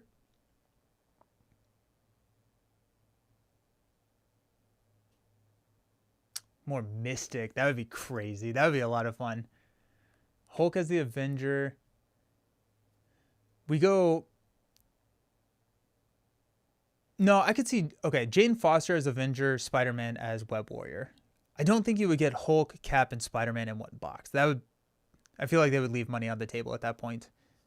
Quake for Shield instead of Cap? It's a boring answer, but I think we'll mostly keep the same characters, the same, just with new versions. I gotcha, yeah. Jocasta for Android. Jocasta also Avenger. Mantis for Guardian. Yeah, I really like the idea of Mantis for Guardian. I really want to see what a playable Mantis hero would be, and I really hope it would be healing. Hero Loki? Oh, a Hero Loki for Asgard would be fun. What was the trait that I'm missing? We got Web Warrior. We don't have an Avenger. I could see Jocasta. Jocasta would be Android Avenger type thing. Do we think Sinister Motives redo or a different Spider-Man redo or a different Spider? I see SM and I think Sinister Motives. I think if they reprint Peter, they're gonna get a lot of money. Would be my guess. Madam Web, that would be cool. Yeah. Iron Man as a Guardian. Jocasta will get some more pull after Vision Quest comes out. I don't think I quite understand that. Also, my light behind me, I'm realizing, is going insane. I think it's been doing that for a while. I need to replace that rope light. I think it's just dying. Okay. Mantis as Guardian, Cap as Shield, Jocasta as Avenger, Spider-Man as Web Warrior, Jane Foster as Thor, Asgard. I think that could be really fun. I think that could be a lot of fun if they rainbow that, they give support to all the old stuff, and then they kind of have a wave or two where they're focusing on not just one trait, but multiple traits, like we saw with the Mad Titan Shadow Wave, where we're seeing Avenger Guardian supports. So we could start seeing that as well, and then lean more into like the Gamma stuff. Oh, they cast Jocasta in the upcoming Vision show. Sick. Nice. Namor would be dope. There's so many cool heroes out there. I think I'm going to probably post this as a video on YouTube. So if you are watching on YouTube, drop your top 5 heroes in the comments because I am curious where we would go or what y'all think for if we get 5 heroes in a new core. Cap Shield, Mighty Thor. Who is Mighty Thor? Is Mighty Thor Jane Foster? Spider-Man Web Warrior, Mantis. If they do have X-Men, we would see X-Men in it. If they do have the license to print X-Men, I think Beast would be so sick. I would love Beast in there. Hulk, Spider-Man, Cap are always big sellers for hero packs. That's true. I do think that they have to put some big names in it because this is going to be a new entry point for a lot of players. And so I would assume that they would want big names in the box to grab people's attention. Maybe not all of them. Like you're probably not going to see Captain America, Hulk, and Spider-Man all in one box. But I could see 2 of those 3 and then drop a hero pack just to kind of like get the big names. And you're like, oh, but I also want Spider-Man. And then you buy and then you're in it. What about villains? Oh, yeah. Let's talk villains. Mighty Thor is Jane Foster. Sick. Okay. Villains. Beast was an Avenger a very long time ago. I'm okay with loopholes. I like loopholes. What about villains in the box? What do we think it could be villains? My guess is that it would be similar to what we got in the original core, where they're like loosely, not really even tied together. But do you think it'll be a campaign? I think it'll be no. I don't think it will be a campaign. Kingpin.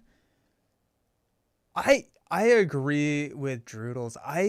I would love to see Kingpin in that box, but I would be shocked if they didn't use Kingpin as a standalone box. Doc Ock, that's a good one. That's right. That's the vibe right there. I feel like a Doc Ock would be a really good, well-known villain to pull people in. We have the Spider box, or it's out of print, but we don't have a villain. I feel like Doc Ock's a solid lock. That's a gold one right there. Yes. Beautiful. Scorpion, we could see just like a lot of like web or like spider villains. 1 villain for each hero. That seems like a lot. My guess is that we would keep it to 3 and 5 just to maintain the card count, keep it down so that they could keep the cost. My guess is going to be $70 like the Arkham box, which is silly. Ugh. Things have gotten so expensive. But if they go with 5 villains, 5 heroes, and the cards, I think we'd probably be pushing 100 at that point, and I don't think that they would want to do that. Venom replacing Spider-Man as a hero. I could see it. Mandarin or Abomination? What is Abomination from? Why am I drawing a blank on Abomination? Isn't he is a he's a nemesis somewhere, right? Mandarin. I really like Doc Ock. I think Doc Ock is very solid. Go work for their marketing team. Hulk as a villain. That'd be kind of fun. Oh, Hulk's nemesis. Got it. Okay. Yeah. Yep. Okay. I could see. Yeah, that'd be fun.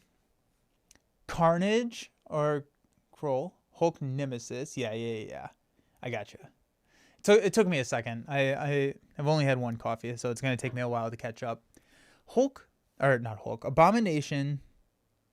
I'm still stuck on Doc Ock. I still think that that's amazing.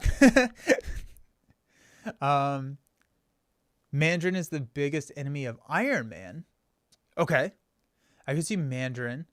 Who are some of the MCU villains that we haven't seen?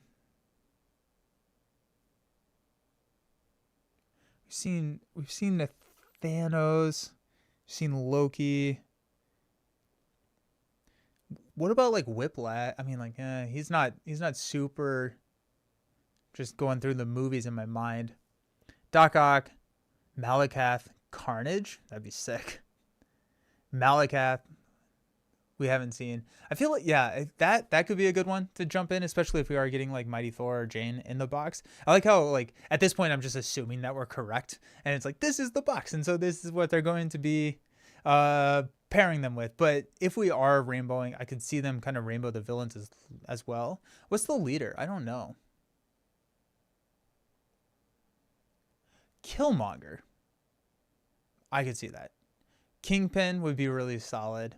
Whiplash, Ego, The Living Planet. Yeah, Ironmonger. Popular villain who present a challenge. What if the core set had Doom, and the next wave was the F4 heroes? I feel like I would love it. Honestly, I would love it. My hesitation is just that I feel like Doom would sell his own box. Yeah, I need to drink. I'm talking a lot. What do you mean by rainbowing? Yeah, sorry. Rainbowing is how I'm describing if they don't. None of the heroes in the box share a trait. So they 5 heroes with 5 different traits. I just consider that, like, I don't know why I call that rainbowing.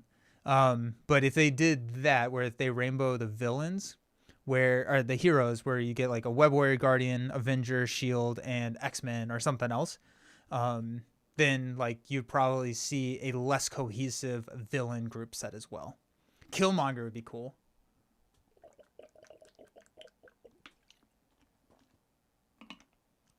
Nobody. It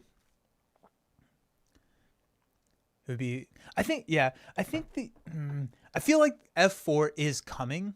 I would be really surprised if they did F4 as the new core box. Because, yeah, I would just be surprised. But I've been surprised a lot before. But here are Bullseye. What is Bullseye from? Yeah, I think my gut reaction is that it's not going to be F4.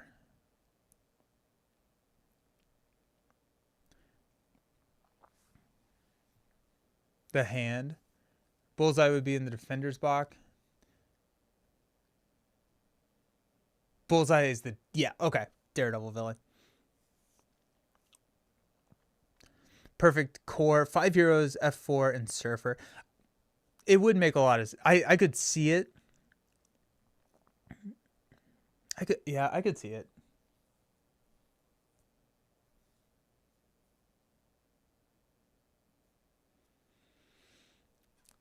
It very well could happen. I am not, and there's I feel like I wouldn't run F4 as a as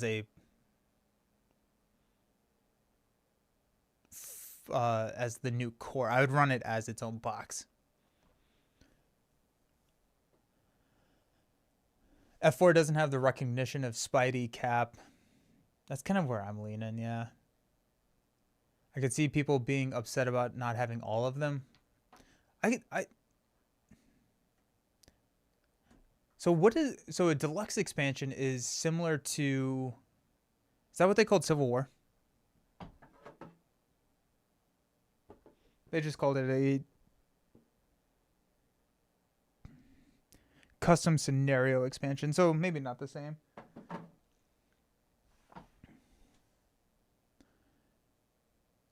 Brute Rhino, like a Minion Swarm villain in Ultron. I could see that. Because you do want to diversify the villain types that you would be fighting if it is a core set. You want to have a lot of everything just to kind of give people a taste for the game to see what they want to be buying in the future.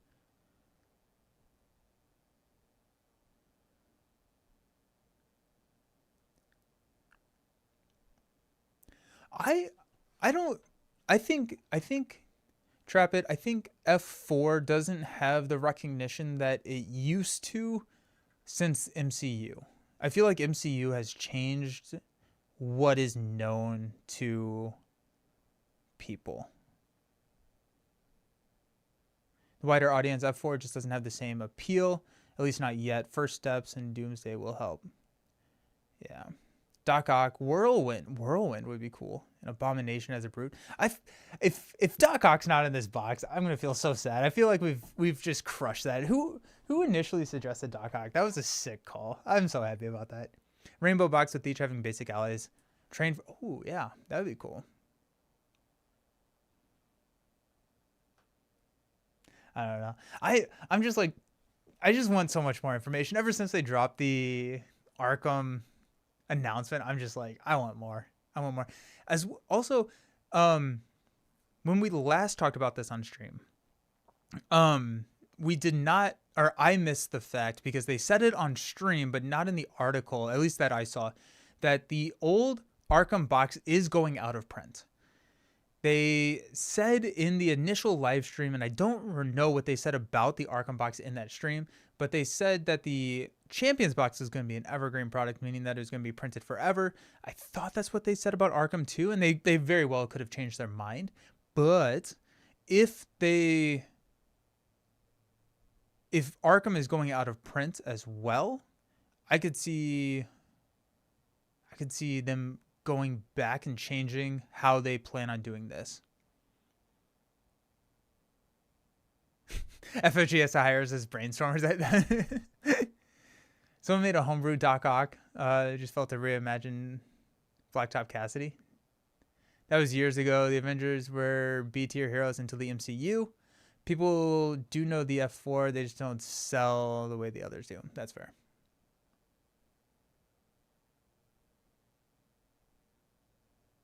Dude, my light behind me is going crazy. Oh, nice. That was a fun. Yeah, that was fun. I like wild speculation. It's exciting. Let's play another game. Let's play Cyclops. I'm gonna hop down. I could have cleaned all of this up too while we were talking, but I did not. What was the consensus? Can you all see this? Is this worth seeing, or should I just stick with tokens for the stream? Sentry as a villain would be, oh yeah, that'd be cool. DC license? Yeah, exactly, Traffic. Air cover. If they got the DC license, that'd be crazy. 2, 3.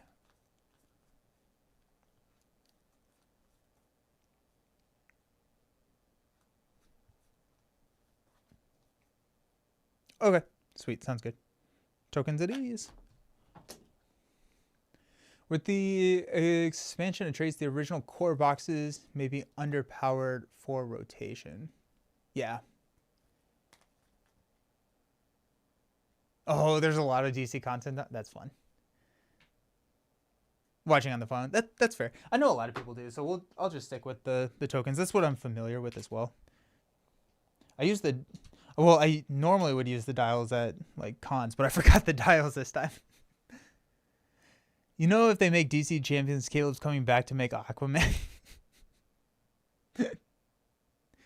Oh, nice. What villain are we feeling? I want to go something with some, or at least a decent number of minions. What about Zola? I feel like I haven't done Zola in a hot second.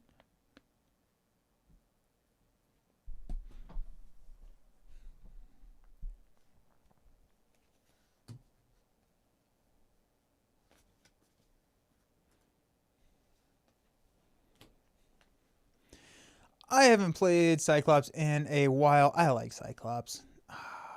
What card do I need?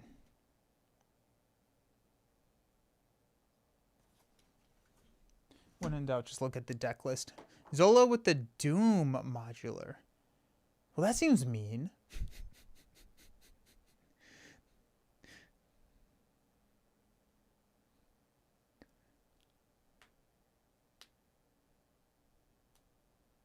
Doomsday Chair? Yikes.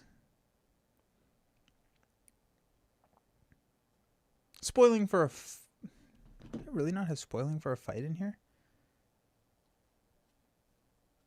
Okay, cool. Marauders would be fun. I haven't done that with the...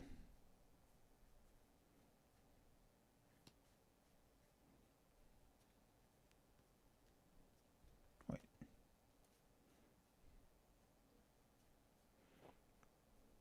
Can someone let me know where I put spoiling for a fight?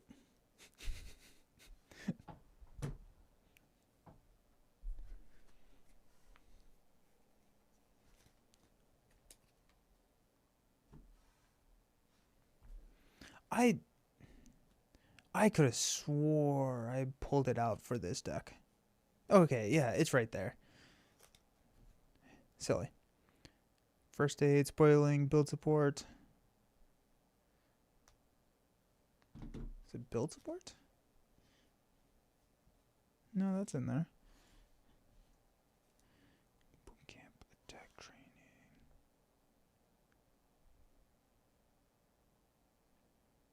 I like how I built these decks, and I put like a random like swoo card in there because I was like, I'll remember what I need to put in there. And then I don't remember. Probably would have been in the Colossus deck though. Superpower training, that's not it. I feel like Iceman should go in there. He's currently not in my deck list, but Iceman feels pretty good. I'm gonna throw Iceman in there. Oh, it's probably the X-Jet actually. Nope, X-Jet's in there. Big.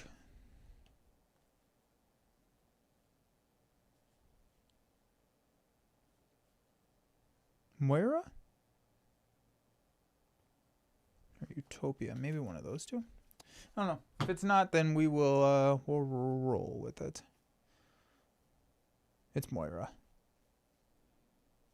It's Moira. Cool. Grab Moira. All right, let's talk about the deck. Cyclops Aggression is OP. Nice. I'm so excited. Yeah, I remember I played a similar version to this back when Villain Theory was doing his like unusual X-Men builds. No, on your left. Yes, nice.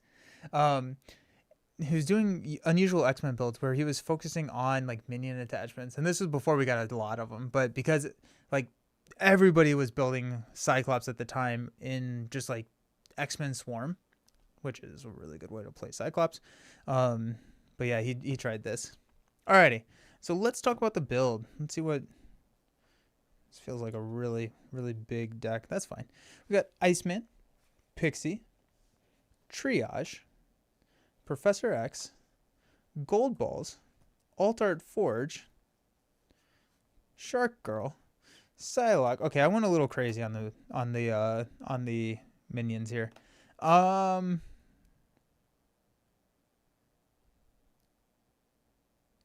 like it though. I like all of the minions, the allies. Really, the deck is built around Dust. So Dust is the big ally here. So we can attack training Dust, get her up to a 2 attack, and then we do have a boot camp here for 3 attacks. So the idea is to keep Dust alive because whenever she attacks each minion. So we're doing a little bit of minion summoning with our spoiling for a fight. And I don't think that we are really going to be using our basic activation to attack. We'll be using that to thwart, so we can spoil for a fight, ready thwart, and then have Dust swing in and take out the minions is kind of my thought around that. Gold Balls also is going to be one for the attack training here. And so that's going to be more villain damage, villain push. Now with what's his face? Zola having retaliate, that could be an issue, but here we are. We got Utopia, we've got X-Jet, we got Cerebro, and then the new trick here is air cover. So after a minion enters play, exhaust this card and remove a fuel counter from it. Search your deck and discard power for a tactic upgrade that can be attached to that minion and added to your hand. The tactic upgrades are just really good. We've got everything from priority target. Whenever you defeat this, the player defeated this minion draws 2 cards. And then we've got things like exploit weakness, increase the amount of damage the attacked enemy takes by each attack by 1. The cool thing is that you do not have to attach it to that minion. It just has to be able to be attached to that minion. So if we wanted to grab an exploit weakness for a Zola push, we could grab a minion, air cover in exploit weakness, and then put exploit weakness on the villain. We're not required to put it on that minion. And then we've got a couple of coup de grace. So with this will actually work pretty well with the minions in Zola, especially if we go like with bigger minions. Coup de grace is going to be able to take them out, and then you ignore any when defeated. First aid is here to keep Dust alive, as well as an X Mansion when we flip down. We got build support mainly for boot camp, but we can also grab like a Moira, Utopia, X-Jet, or yeah. That's a cool card. Air cover is from Civil War, yeah. I am running 2 air covers, mainly because we're running minion summoning with spoiling for a fight. So my guess is that we'll go through them pretty quickly. because it only comes in with 2 field counters, we'll probably see a lot of minions, and then also consistency. So that's kind of my thought. We said Zola. Let's grab Zola.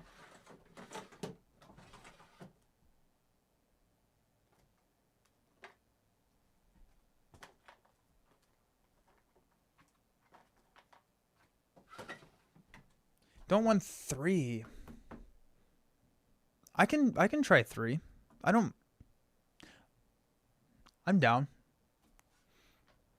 Why not? Let's do it.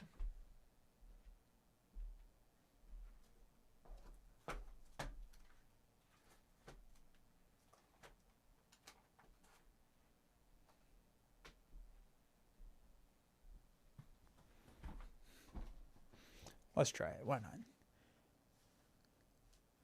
Kree military. Gotta go. See ya.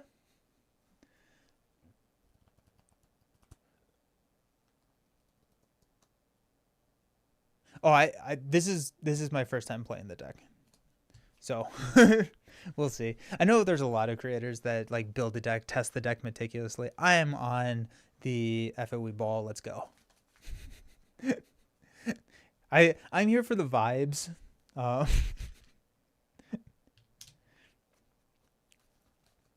Alrighty. Zola. Zola's so mean. Gotta get test subjects. The Island of Dr. Zola. Hydra Prison with Phoenix. Should not have shuffled that yet. So Hydra Prison comes in with 4. We need test subjects out of here. And then I think we need a Bioservant? Yeah.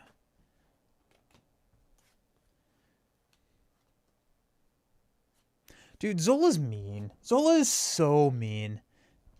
Ah, dang. I guess the theory crafting would be how many minions do you expect per deck pass. Since you want to throw an attachment on each one, it's basically a 1 to... Yeah, that's true. And with Zola, we definitely want more. And Zola starts with 14 because he's summoned so many minions.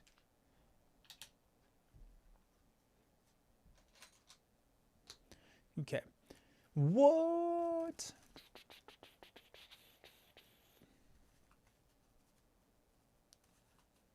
What did we say? Did we say Marauders? Who? I don't think I want to do Doomsday Chair. I think Zola is going to kick my teeth in already.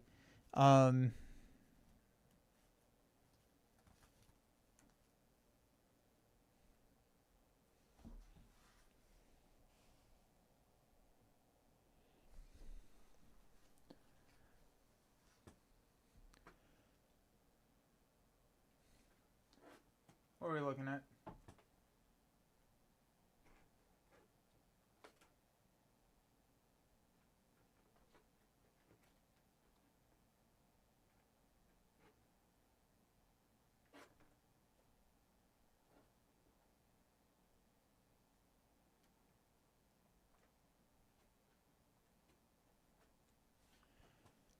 What 3 new villains would you like to see if MC had a course at 2-0? Oh, we just had a huge discussion on this. I think Doc Ock is our best guess. Doc Ock would be a good one. That's where I landed. I really want to see a Doc Ock. What is the meanest villain mod set combo?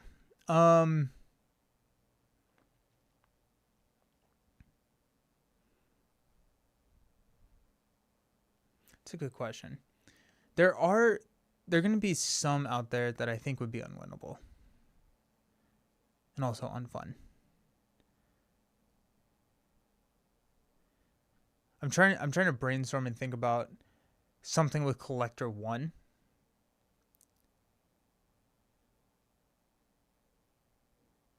trying to think. I don't know.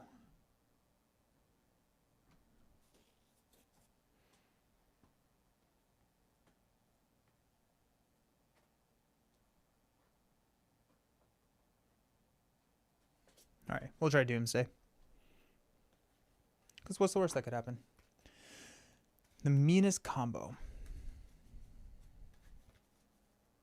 Find one of the potentially unwinnable ones and use Stan Lee to beat it. Oh, I put Stan Lee here behind me.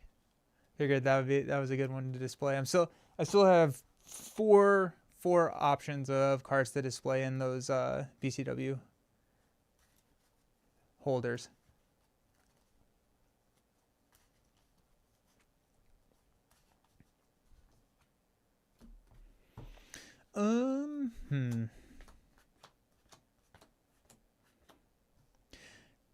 I think Kree Fanatic is really tough.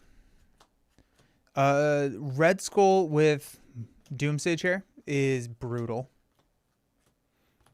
If you go Red Skull, Doomsday Chair, and Legions of Hydra, that is, I think, close to really, really tough. Close to impossible.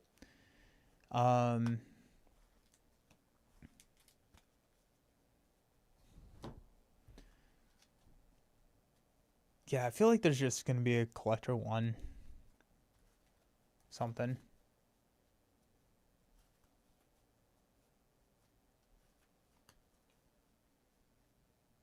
Maybe something with like a lot of little minions. Collector one with the Vision Nemesis set with Ultron drone. Vision Nemesis set doesn't really put drones into play. It just has it as a mechanic. And then Ultron, if he comes out, can put him into play.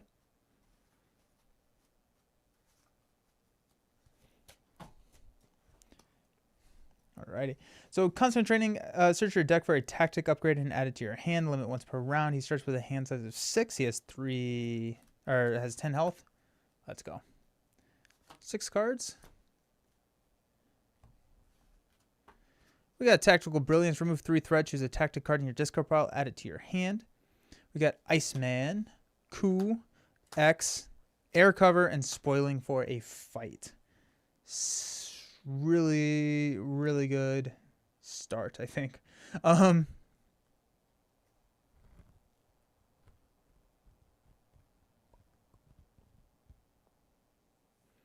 don't know if I'm going to spoil. I think I'd rather test subject than spoil. So I'm going to discard spoil. I'm going to keep air cover. I think I'm going to keep Iceman because we're going to clear test subjects. And if we can play Iceman, we feel real good. I'm going to discard Coup and Tactical Brilliance. If I can play X, I do want to get X out there. I'm gonna do these and I'm gonna see what happens. Got attack training, Coup, and Ricochet Beam. Alrighty. Let's use our ability to go find a tactic upgrade and add it to our hand. Go priority target.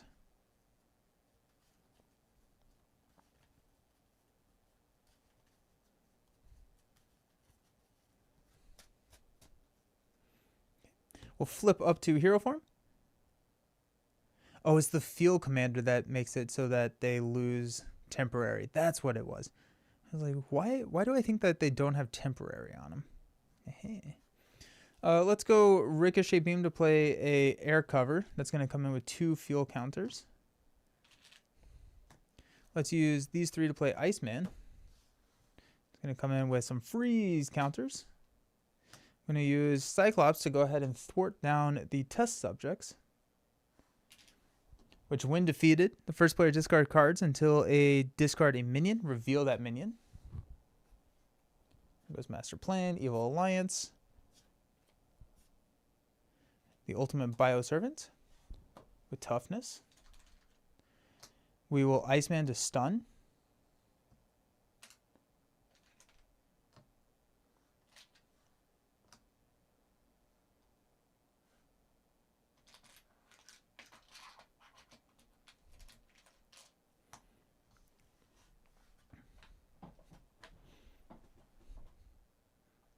I was like, I don't think I can take out one of these bioservants.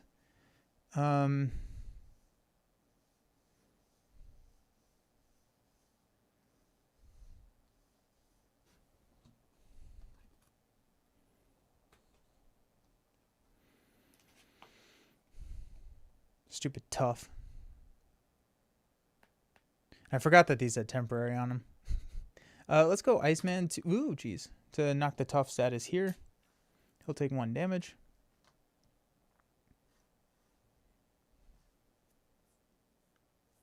Then we will stand up. I'm going to hold on to priority target.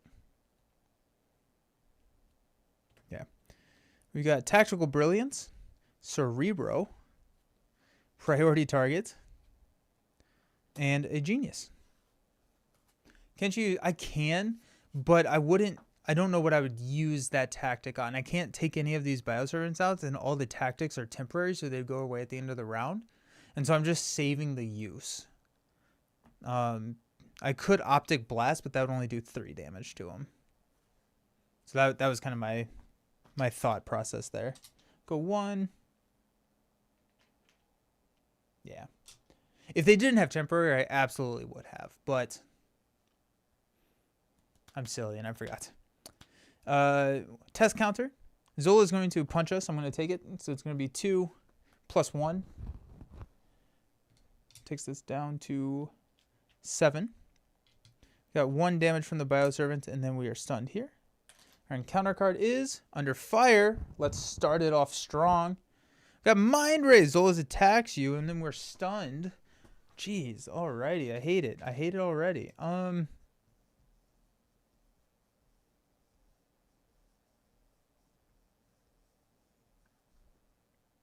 going to take it. It's going to be 2, 3. Takes me down to 3. And then we have, oh geez, Exhaustion, Surge, exhaust my identity. Oh no. Insight 1. Place a test counter on the main scheme. Well, that was a tough start. Didn't love that.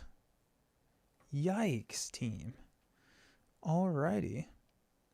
Let's go priority target here. Let's have Iceman go ahead and punch the Bioservant for 2. This is why I play Standard 1. None of those cards were... Oh, the Expert cards. But none of the cards were Standard 3. That was all X-Men shenanigan stuff. I don't want to pitch Cerebro, but let's pitch Cerebro to Optic Blast here.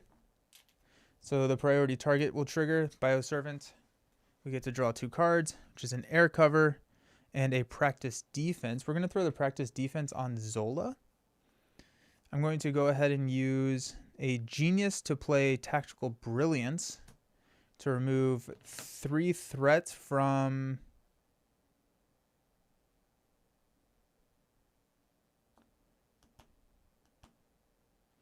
the main. Take it down. All right, not the main. Optic Blast is an attack. Yikes. We are not having a good time here. We are straight up not having a good time. Alrighty. So that clears the stun. I'm in a lot of trouble.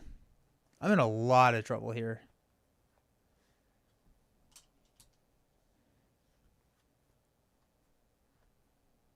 That was an absolutely brutal start.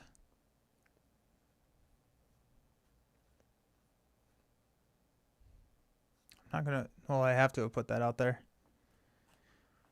Oh, jeez. I can't flip down because I'll lose the main. I can't stay up because I will die.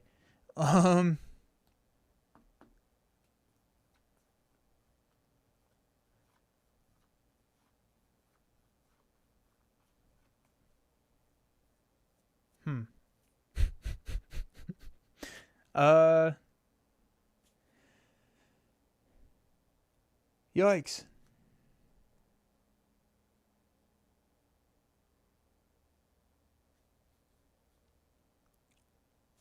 I'm going to pitch here.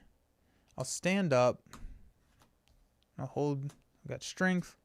Triage. Yay, it'll heal me. First aid. Yay, it'll heal me. And a boot camp. Alrighty. Let's go. Oh, we're getting another minion. Team, this is bad. We'll discard until we get a minion. Why were all the standard cards there? Toughness. Will Iceman to stun him.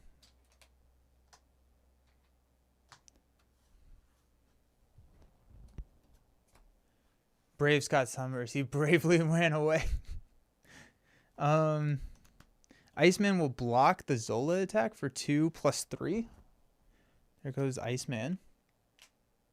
Oh, actually, I could have air covered here.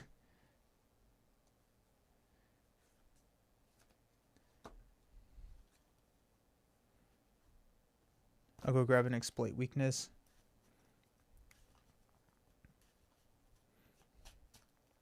Okay. We've got 2 damage and a stun.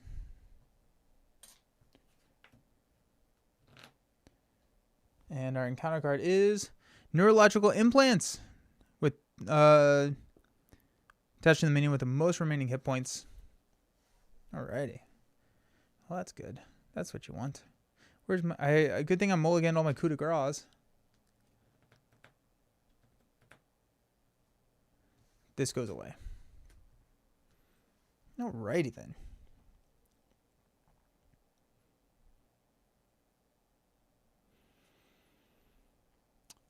We're going to go Strength to play Triage, which will heal 2 damage from Cyclops.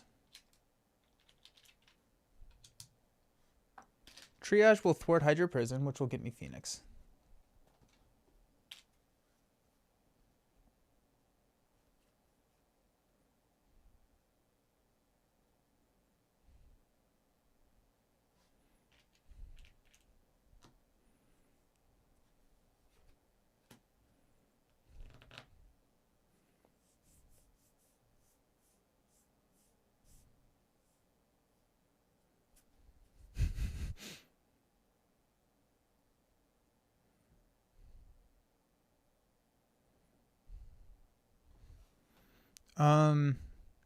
We'll drop a priority target here. We'll go Boot Camp, Exploit Weakness, First Aid to play Phoenix. Then we'll go get a Cyclops card from my discard pile and add it to my hand. I don't think it matters. Okay. I've got Optic Blast to take out the Servant, which will draw me 2 cards, which is a Pixie and a Tactical Brilliance. I'm going to knock the Tough here. And Phoenix will thwart 2 here. I'm going to hold Pixie and stand up. I could have used Phoenix's basic attack. I'm a little worried about the main. My only thought.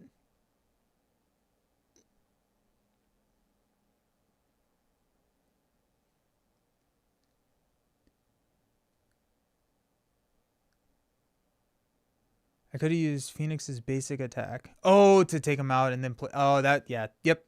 I see what you're saying. Yes, 100% should have done that. I see, yeah. Okay, we got Exploit Weakness. We got Pixie. Dust. Hey, it's happening.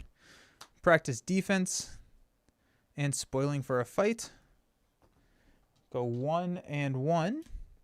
Zola is going to attack. We'll block with Triage. It's going to be 2. Place a test counter. +2. It's going to knock Triage out.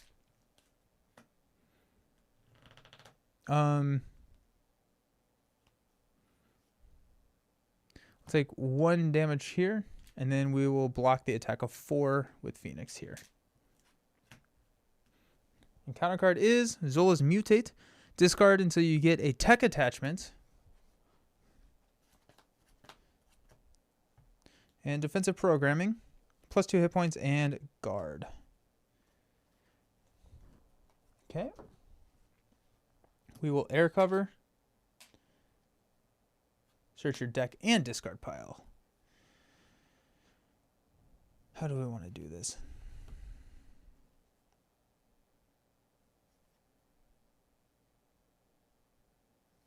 Take the priority target. What X-Men allies do you almost always include in Cyclops decks? Usually Beast. It's pretty good. Sunfire. He's not in this one just because he's always in my armor. It's really, really good. A lot of the 2-cost allies are just so good.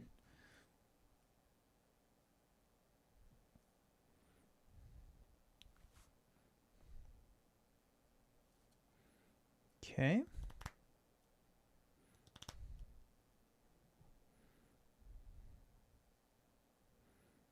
Got spoiling for a fight and a practice defense to play Pixie.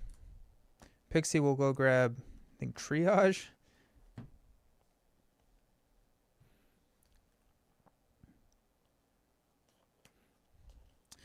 Dust and exploit weakness will play triage. Heal me for 2.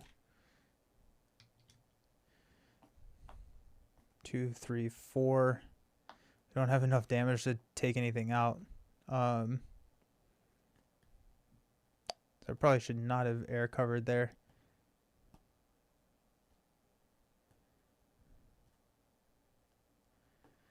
We need Pixie to stay around, so she'll thwart for 1.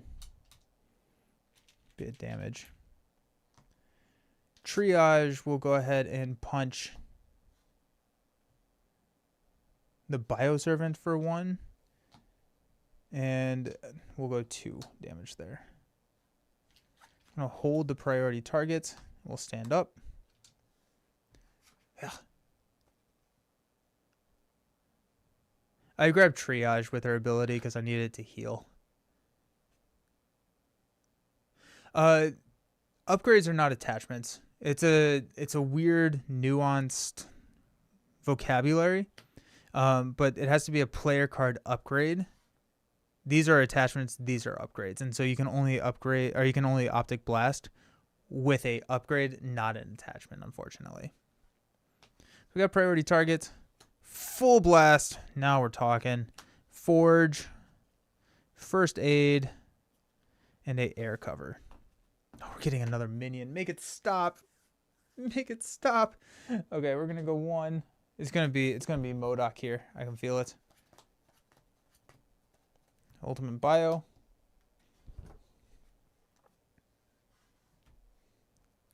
With toughness. Okay, Hall of Heroes needs to be in this deck.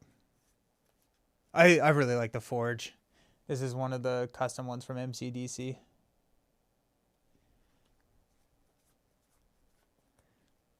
Do we die here? No.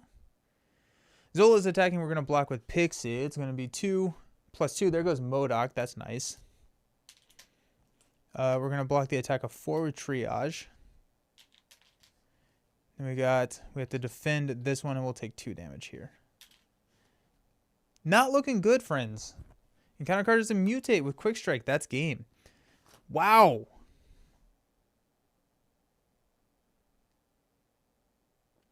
First aid is here to heal dust. So I know it looks like I needed to heal myself a lot, which I did. But the idea is for dust to do the damage and Cyclops to do the thwarting. And so first aid is to heal dust, not Cyclops. Cool. So let's try that again. That was brutal. Wow. Okay.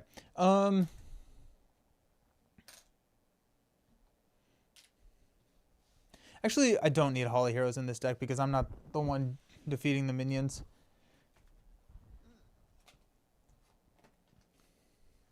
What's up, Joshy? Morning from Australia. Thank you so very much for the subscription. Joined just in time to see my boys. Well, we'll have to run it back then. We're gonna run it back, cause that was a depressing little run for Scott there. We didn't even touch Zola's hit points.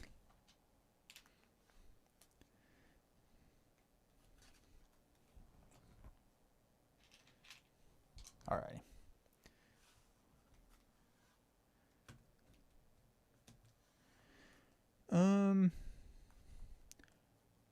This feels like a different time for you. Yeah, I started streaming at 1 p.m. my time rather than 10 a.m. my time. Just gives me a little bit of time to do some stuff in the morning. I went swimming. Yay. It was a good swim. It was a tough swim. They were mean to me today. Like follow like a workout program, and it was just like sprints. I was like, ugh. Okay. How can we modify or change or do that differently? What went wrong? Not many things went right.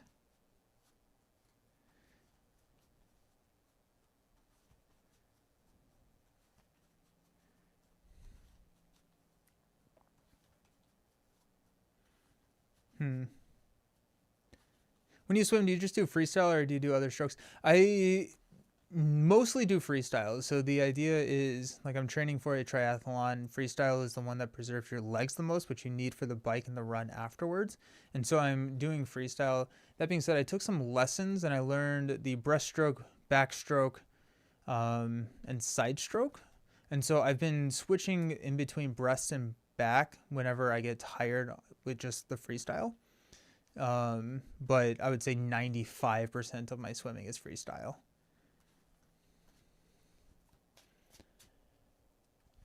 We need Phoenix. What? Okay, yeah. So what should I have done there? I probably should have gone with the X play to confuse Zola, which would have given me a flip down. I think confuse is pretty big here.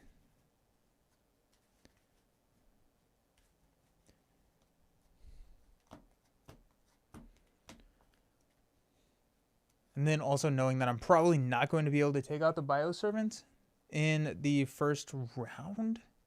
I just don't really have the damage for it. So if I use my constant training ability to grab a resource rather than something that I want to play.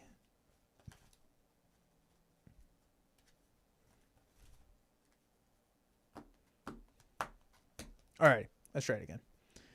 Got 3, 6. We got Field Commander. We're going to play that. Got Energy, Practice Defense, Exploit Weakness, Moira, and a Tactical Brilliance. That's exciting. All right, so we're definitely doing this. And I think I'm going to keep Practice Defense and just drop it on the Bioservant.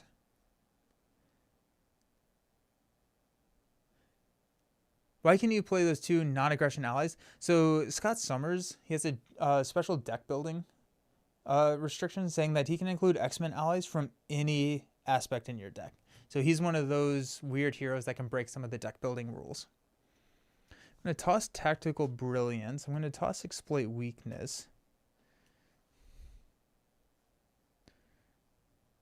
Yeah. We've got Spoiling for a Fight and Shark Girl.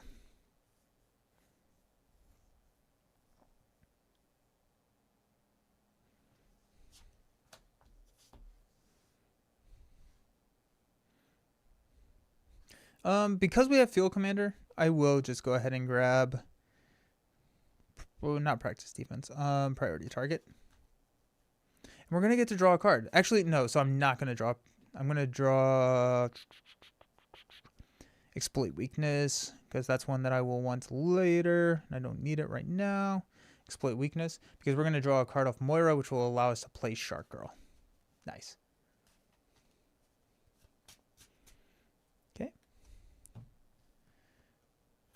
Let's go ahead and use an Energy to play Moira. I will flip up to Hero Form, exhaust Moira, and draw a card. Just build support. Do we need Spoiling for a Fight in this matchup? No, probably not. I think we could absolutely cut the Spoiling for a Fights in the deck against this Zola, yeah. I just built the deck before I knew what we were playing against. But yeah, good call. You're 20 minutes behind live? Oh, my bad. Sorry. Okay. Let's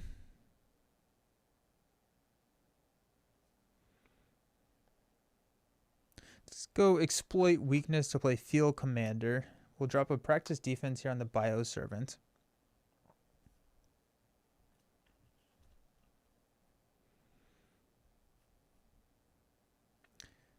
What I should have done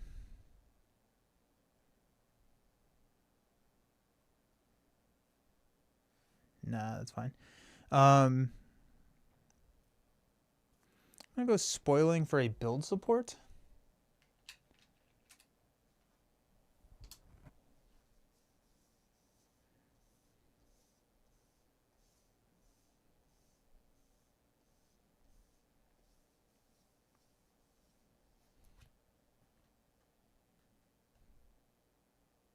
I'm gonna pitch Shark Girl. I'm gonna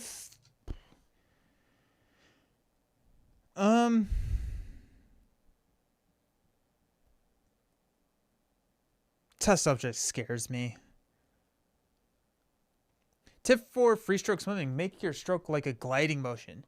When you do the stroke, take the hand that is moving and push the water down to your side and stretch your body out. Yeah, it was probably like 2 weeks ago. I've been swimming for almost about 2.5 months now, but it was about 2 weeks ago where like I felt the glide. I was like, oh, that's what it's supposed to feel like. And it was just like one of those aha eureka moments. And it was like really satisfying. But yeah, where you can like just keep your body in that streamlined position and it just makes it so much easier. And you feel just like, it feels like you're just like flying through the water. Glide through the water better. Yeah. The thing that I've been working on now is like the rotation of my body. And like I was having a hard time with my left hand on the stroke, where when I was pulling early, which was causing me to pull across my body and it was hurting my shoulder. And so like my because currently right now I'm breathing to my right, my fix was I had to put my head and then rotate, and that tricked my body into making sure that my hand was going in the right spot. But yeah, I love swimming so much. Yeah.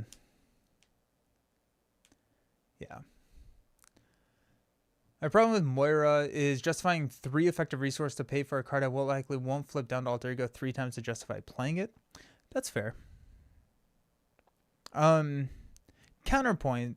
My counterpoint, the way that I think about it, is having a 7th card is very good. A 7th card is better than a 6th card, which is better than a 5th card.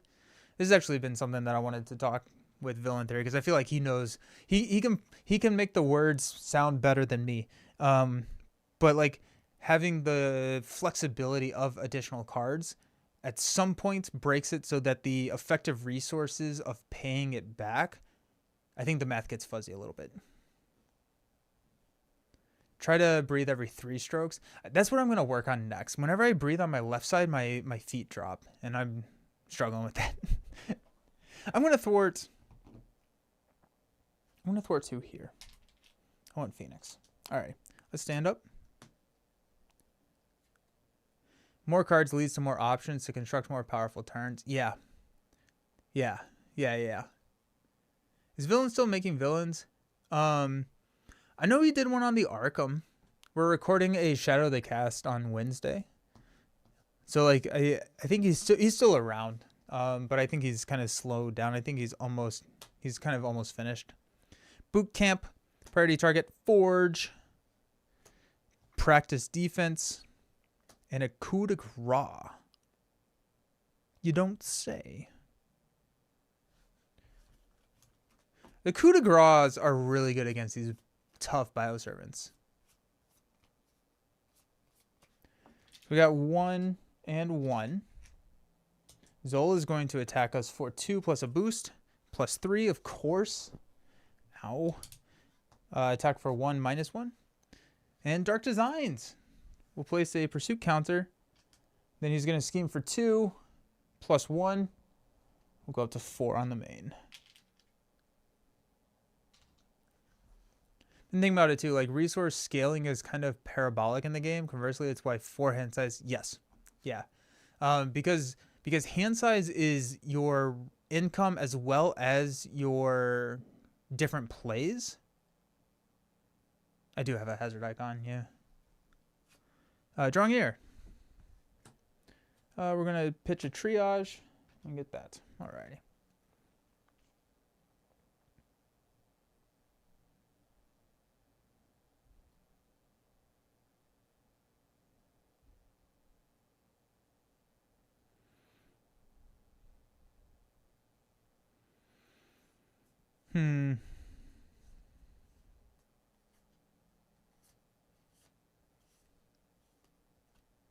The win defeated minion effects giver. Nice guy. Nice. How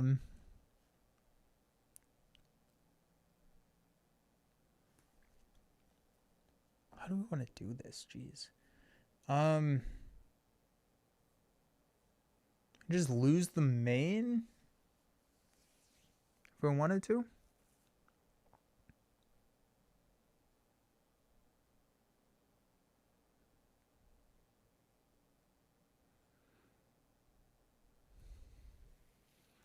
Let's thwart test subjects.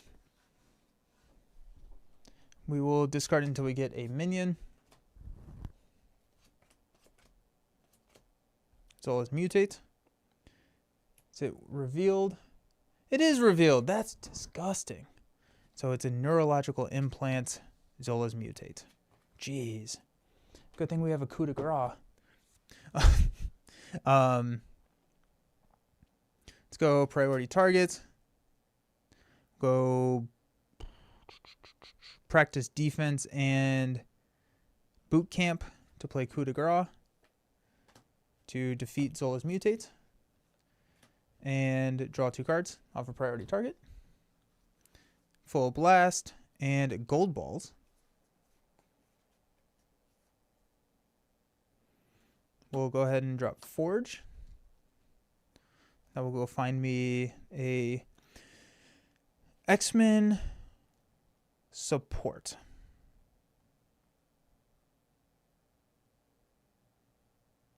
That could be Utopia. I think we're holding this. Ultimate Bioservant is a pick. We could go X-Jet and hold it and play it next turn. Go Utopia, which just helps me with my thwarting a lot. Go Cerebro, which is easier to play, but I don't need a Cerebro right now. I think we go X-Jet. No, we go Utopia. Yeah, we go X-Jet, and then we'll build support in boot camp. Importantly, one that you don't want to put into play with build support. Okay.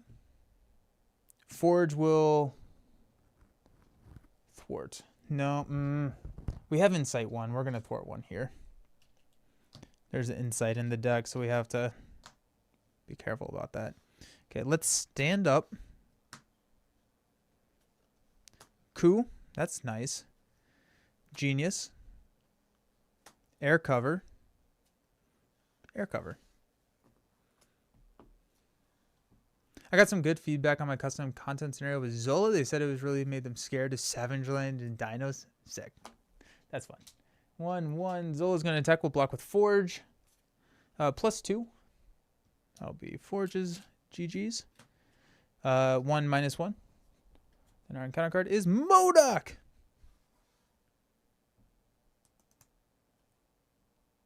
This is fine. This is fine.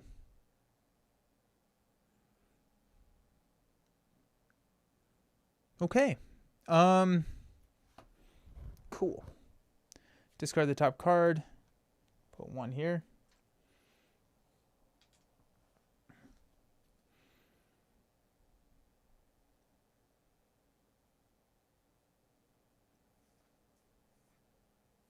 When can we expect the how to make custom card video to drop?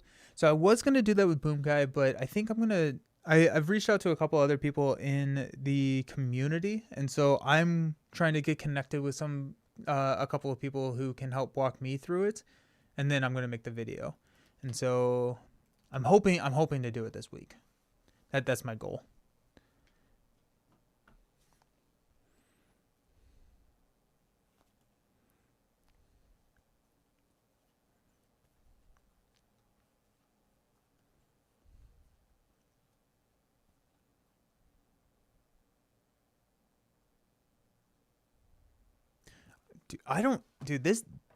We are just getting absolutely cooked here. Let's thwart here to get Phoenix. Let's go Genius and a air cover to play Phoenix, which will go get us a card. Which could be Tactical Brilliance. Okay. We will use the X-Jet and a Coup de Grace to play Tactical Brilliance to remove 3 threat from build support, which will get me the X-Jet. The X-Jet will play air cover.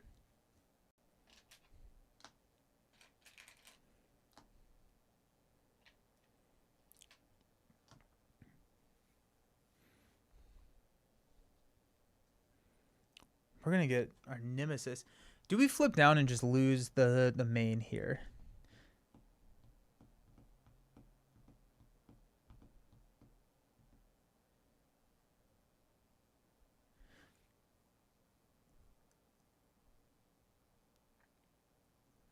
I am not...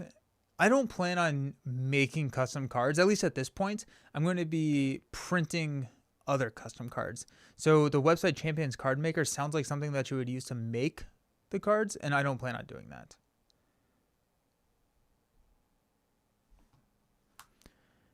I think we do flip down. I think we do.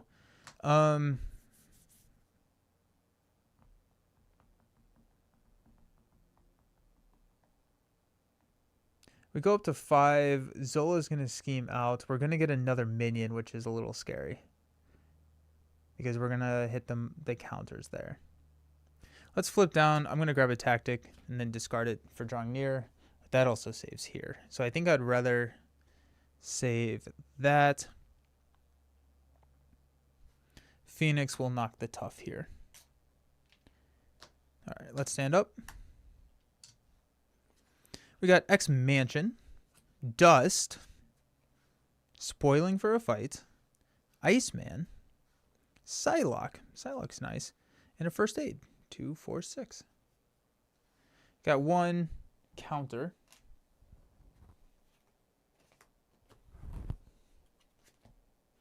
Mutate with Quick Strike. Beautiful. Alrighty. Zola's going to scheme for 2. Give the villain a tough status card. Then we pop. We go get another minion. Searches the encounter deck and discard pile for a minion and reveals it. Shuffle the encounter deck. It's going to be another mutate.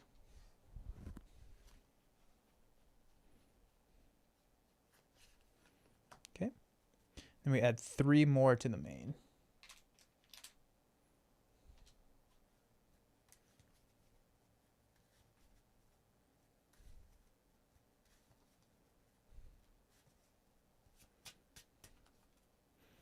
Our encounter card.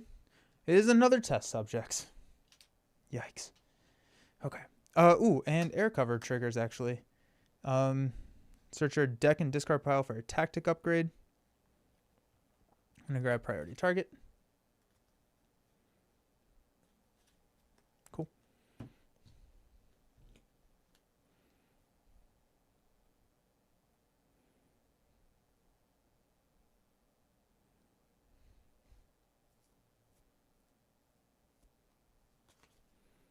Okay. My turn.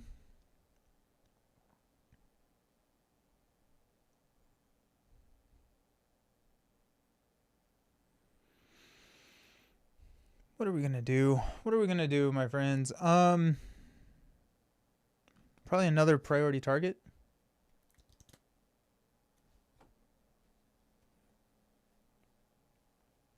Or we could go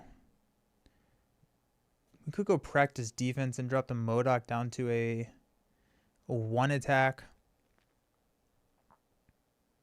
We could go exploit weakness on MODOK. We could go 3, 4, 5, 8 and take MODOK out.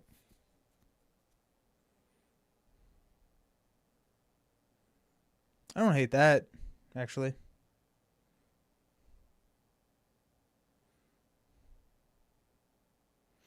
Actually, hold on. If we go 3, 7, we can drop Dust in there and have Dust clear a lot of health of stuff. Let's grab an Exploit Weakness and see if we can do that. Because that feels like a fun thing to try. Do we need to heal?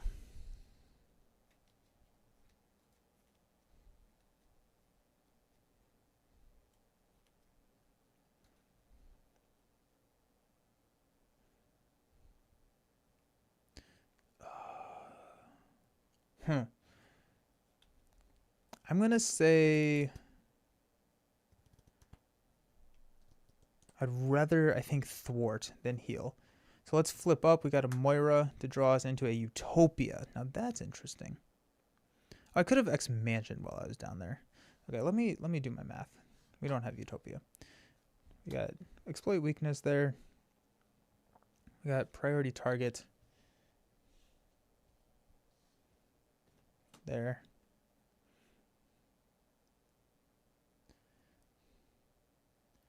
Spoiling, Iceman, Psylocke for Dust. And we got First Aid. So, no, I'm not playing X-Mansion. Cool. All right. So we flip up, we get Utopia, and that changes the math. We will go ahead and use X-Jet to drop an Exploit Weakness on MODOK.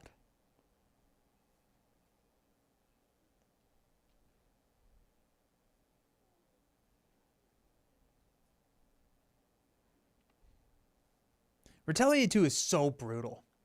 Alrighty, see you, Matt.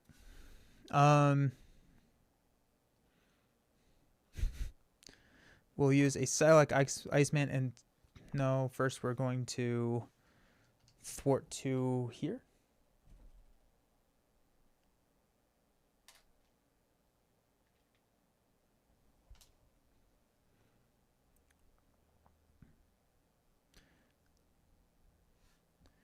We'll drop a Priority Target on MODOK.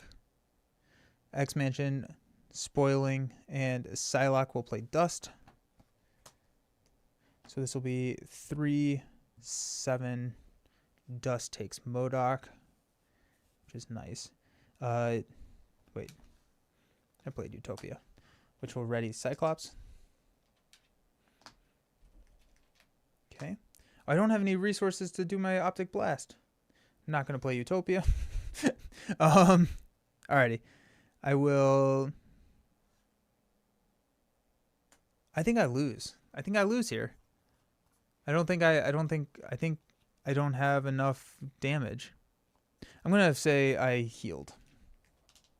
Because the Retaliate is just brutal. I'm going to say I healed while I was down there. Phoenix will go ahead and hit MODOK for 3. It's going to knock her out. Cyclops uses his Optic Blast to hit for 4. Then that's a Retaliate 2.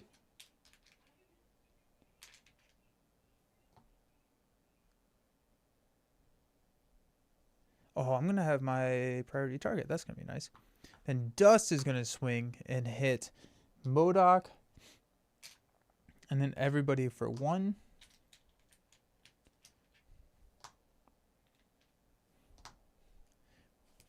MODOK is gone.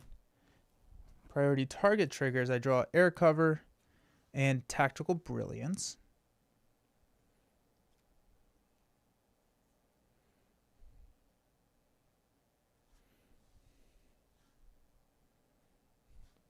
She takes 2. Hold firm to the belief that Zola is the heart. Yeah, I would agree. I'm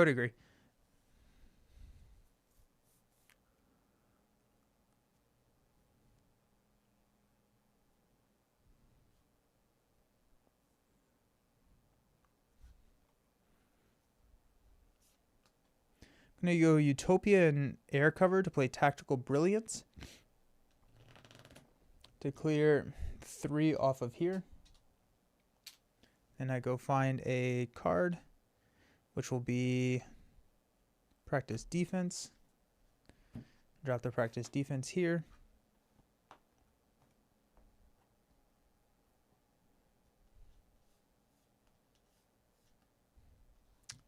going to take my retaliate.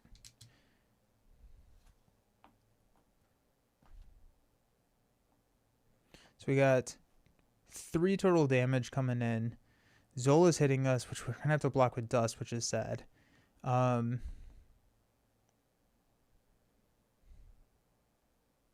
So I'm going to have held Utopia rather than First Aid. Then I guess we will torch for 1 here, says the scared little man. Red Skull can be challenging, but if you make a deck that defeats side schemes, you play Red Skull, that's fair. Zola can be really tough even in minions. Yeah. Utopia, we got Spoiling, Tactical Brilliance, Attack Training, and a Cerebro. Got 1 threat here and 1 counter.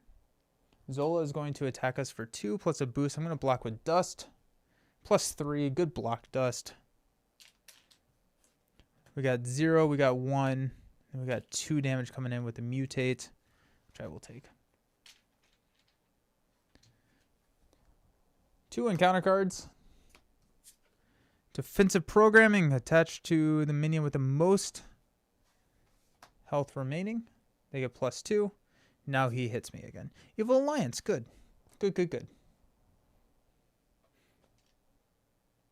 So we get our Nemesis set. So that's Mr. Sinister, Stalwart, Toughness, Villainous. This is probably a game. Genetic, win, defeated, search and counter deck and discard pile for Gene Therapy. And that goes in here. Alrighty. Well, that's fun. Is that 3? It does 2. Okay.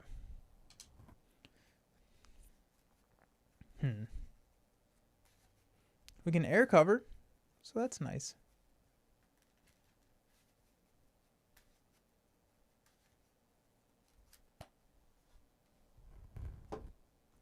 We'll trigger air cover to go get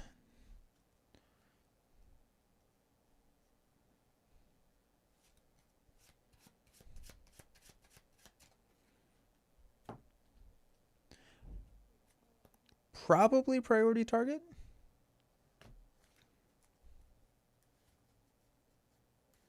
I have not seen my visor yet.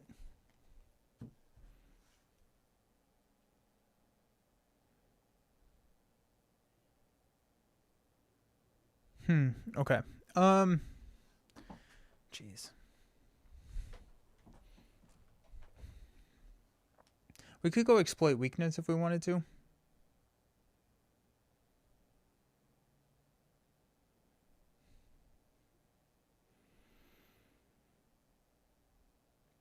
Bioservant has 5 health remaining. So I think we'll priority target this Mutate. I think we'll X-Jet the Optic Blast to take out the Mutate. Draw 2 cards. There's Pixie, that's nice, and Beast. Alrighty. So we got Attack Training and Spoiling for a fight. We'll play Utopia.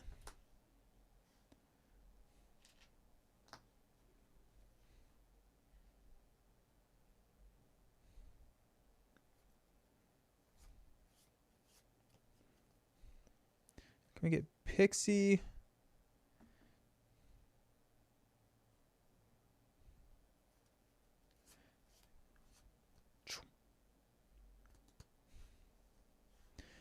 We could run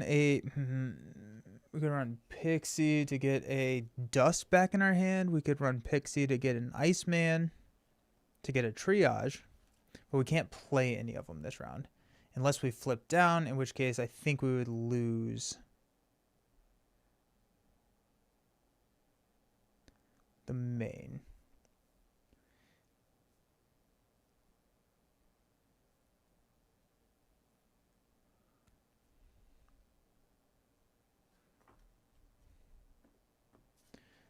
Let's thwart here. Go find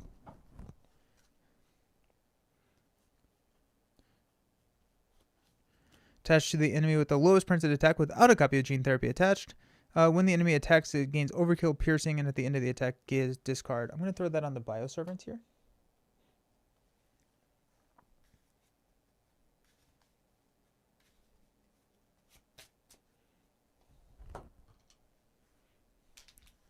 Okay, if we flip down, we have 1, 3, 4, 5, plus 2 boost cards. We lose if we flip down. So we can't flip down. Okay. I don't quite know what to do. We're just getting absolutely toasted here. So I think we need...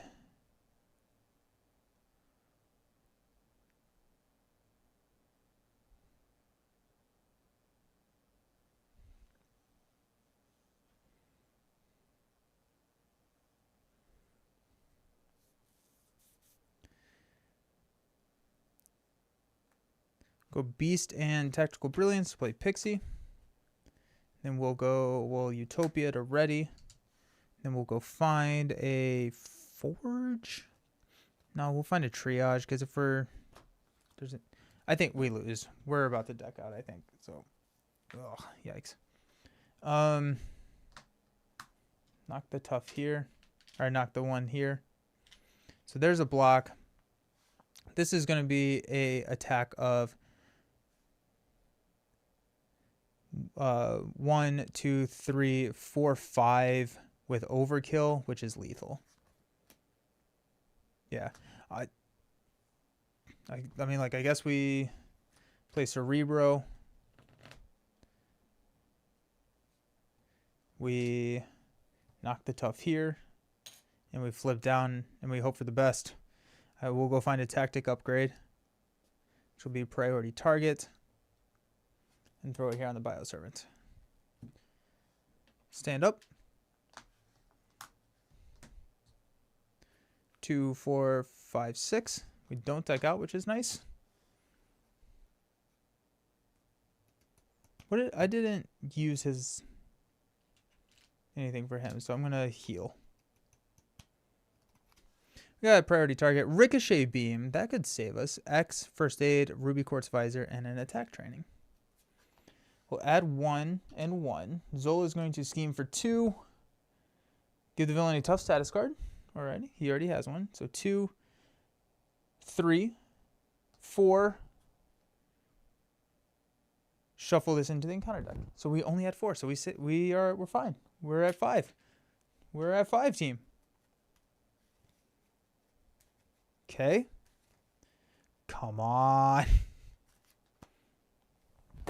2 encounter cards.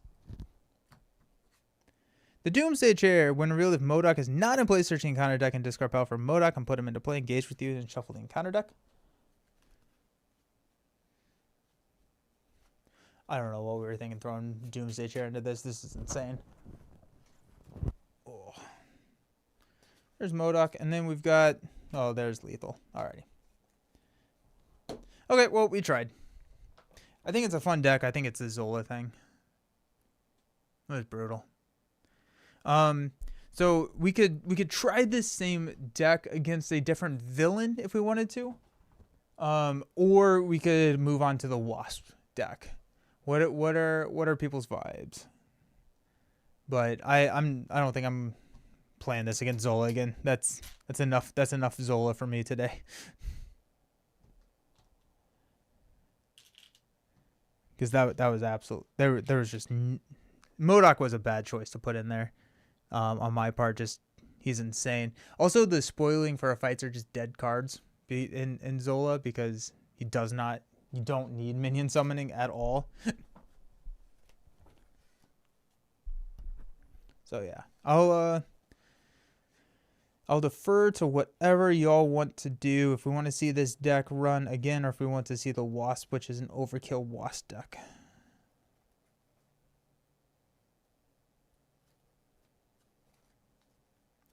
Got 2, 4, 6, 8, 10. Beautiful.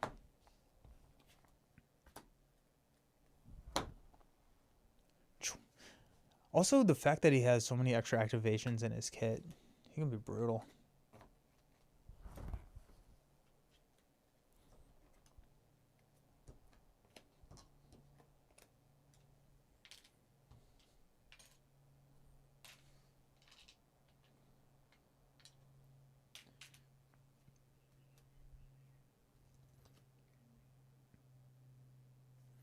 Let's go with Wasp. Let's go with Wasp. Let's go with Drang. I haven't played Drang a lot, or recently on stream, and Drang has a decent number of minions in it as well. So I'm gonna go with a Drang deck, or against Drang.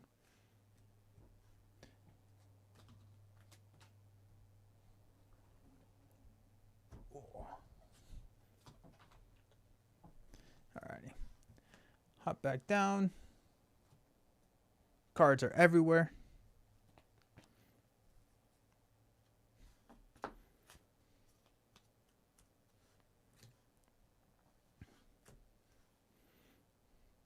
It's gonna be Mr. X.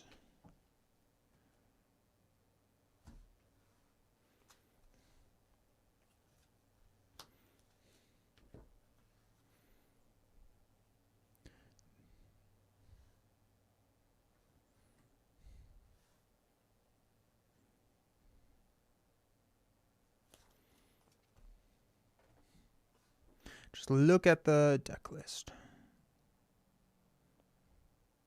Psylocke.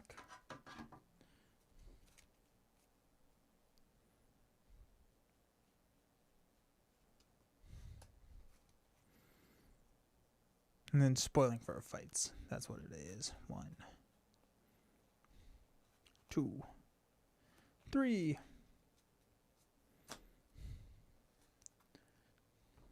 What's up, Jeff? How you doing?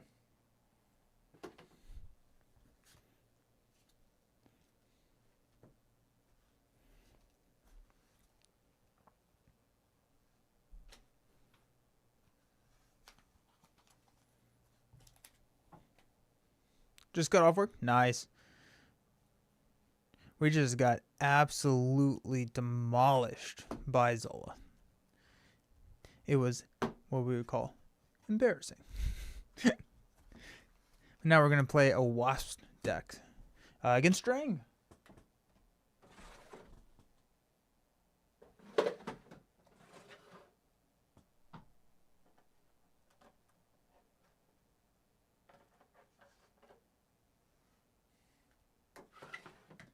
Ship command.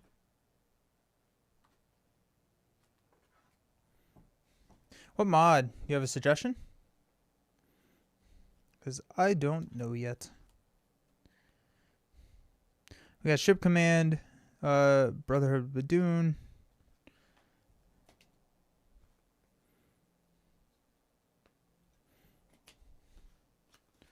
Get the ship. Just Drang 1. Ship Command. Boom, boom.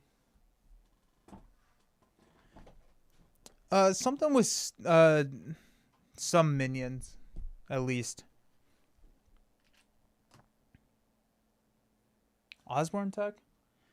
Does that have any minions? This is like an overkill deck, so I want to have more than like 2 minions in the deck. Inheritors? Love it. Inheritors. Alrighty. Shuffle those bad boys in there. Bomb scare. It's too much for me, Leroy. I don't. Too much. Namor. Namor's a good set. I like Namor a lot. Long shot. Nice. Got long shots, bomb scare, and ship command in there. The 3 hardest in the game.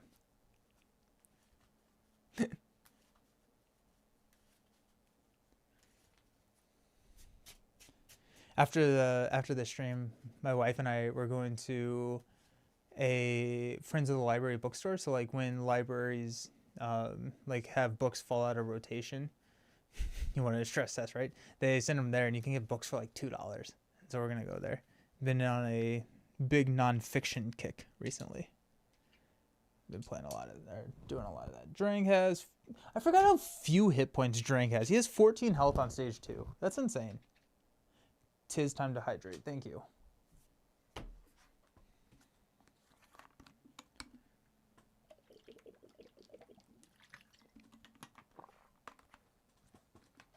One of the things that I am planning on getting done before the end of the year is an updated like tier list in terms of my favorite heroes. I guess I could go ahead and start working on that because we're not going to have any more heroes come out before the end of the year. But that is something that I'm working on. And I think I'm going to be surprised at how high Wasp has jumped. I played Wasp at the con. I really like her. She's got some really fun deck building potential. Alrighty. So put the Badoon environment and the Milano into play. This starts with 2. Let's talk about the deck. Alright. So the deck is all about utilizing giant form Wasp. So one of the things that Wasp differs from with Ant-Man is that she wants to kind of pick a form and build for that form rather than the Ant-Man strategy of just flipping back and forth all game.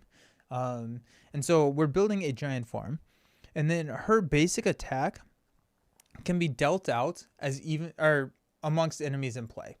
So we can she has a basic attack of 2. We can throw 1 and 1.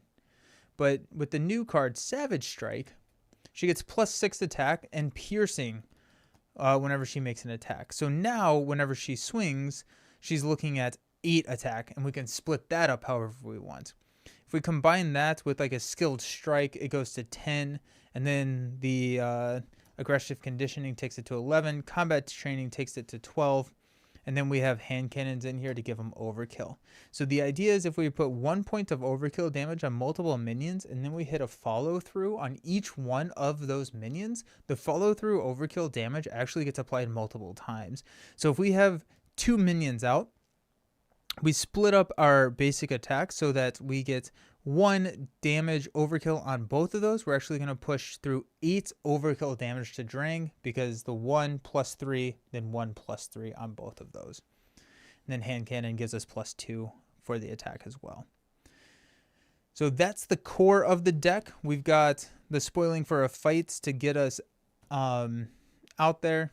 We got Moment of Triumphs to deal with some of our healings. Lock and Load to grab a hand cannon when we need it. We got Ingenuity because she's a genius. We got Hall of Heroes, Power of Aggression, our doubles. And then our ally lineup is a Psylocke, Professor X, Angela, Nick Fury, and then all 4 of those allies can be cycled because of the mental resource when we utilize Girl. And then we got Spider-Girl and Sunfire. So that's the deck. It's a modified version of what I was running at Con of Heroes. This deck does a little bit more. It's a little bit more geared towards the true solo experience, but I loved the deck that I was running at Con of Heroes. I had so much fun with it, so figured we'd modify it and try it. So Drang, when revealed the Drang Spear is in play, give him a face-down boost card. If not, we're going to go find Drang Spear. Drang Spear gives him Stalwart. Then we can, as a hero action, spend a physical, mental to discard this card.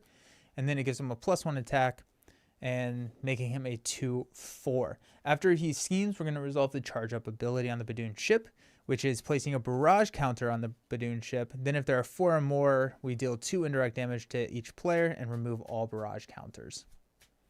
We also will trigger charge up whenever we, after step 1 of the villain phase, where we add threat. The Milano can remove threat from the main scheme. It can also be exhausted for a wild resource. Alrighty. Nadia has Girl. Action. Shuffle up to 2 cards with the printed mental resource from your discard pile back into your deck. Limit once per round. So fun. So fun. Alright. We got 6 cards to start us out. Let's see what we got. We got Wasp, Sting, Pinpoint Sprite, Wasp Helmet, Genius, Follow Through, and a Professor X. Oh, yeah, that'll do. Now we need to get rid of that. So there's a physical.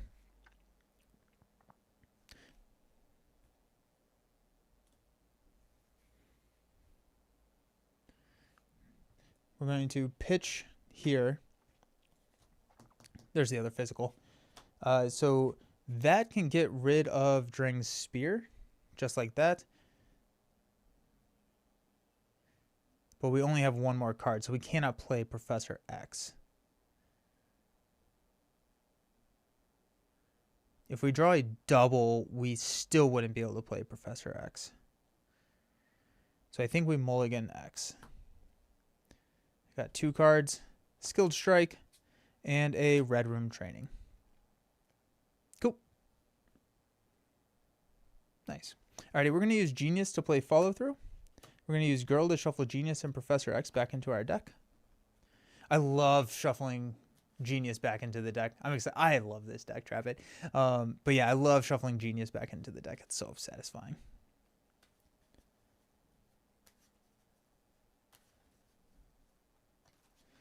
Okay.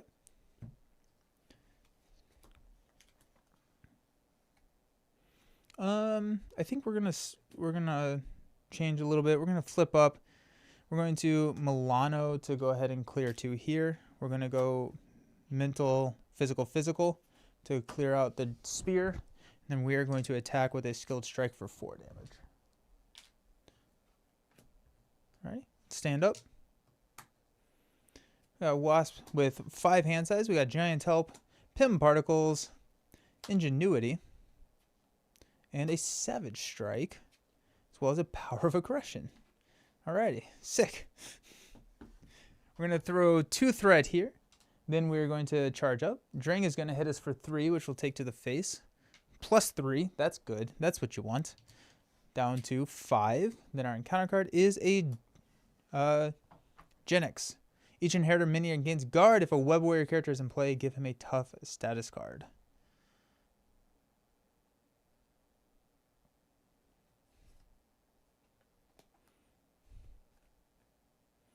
All right, let's go ahead and basic attack with Wasp using a Savage Strike and a Pim Particle. So that's going to heal us for 2 to take out Genix. We can't split it up because he has guard. We don't have Overkill because we don't have a hand cannon. And so, all in all, we're just sad.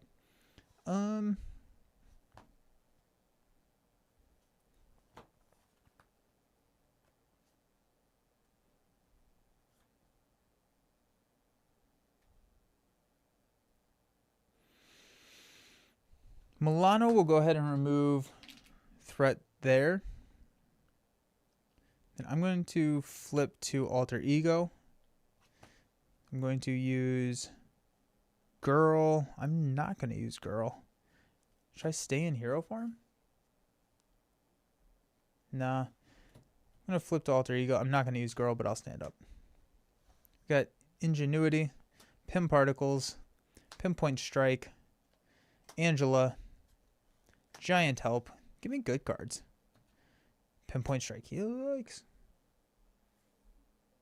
Alright. 2 threat here. Drang is going to scheme for 2. Plus 2 is 4. Which takes us to 6. And then because he schemed, we charge up. Then our encounter card. Just looking through my Cyclops video, does his Alter Ego ability allow him to take tactics from the discard pile or only the deck? It actually may only be the deck.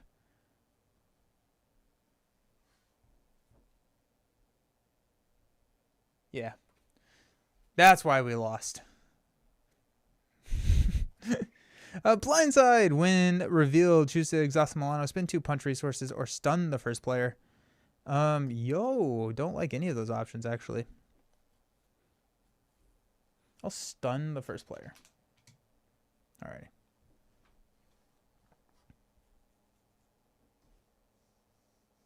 Yeah, I've switched over to like 1 p.m. streams. No, someone's cheating and still lost? Yeah, it was tough. it was just tough. Tough.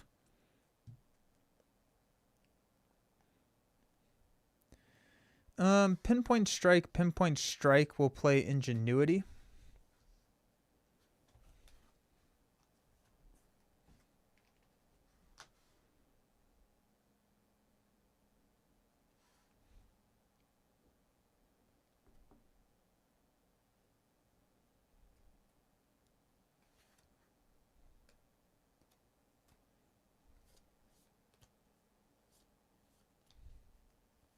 I'm going to flip to hero form. I'm going to play Angela. 2, 4, 6, 8, 10. You tend to work 5 a.m. to 1:30. Oh, perfect. Got Karn, Bora, Verna. Retaliate 1 is annoying. Each inheritor minion gains patrol. I definitely don't want that one. Overkill and piercing is annoying as well. Acceleration icon. Let's go with Bora.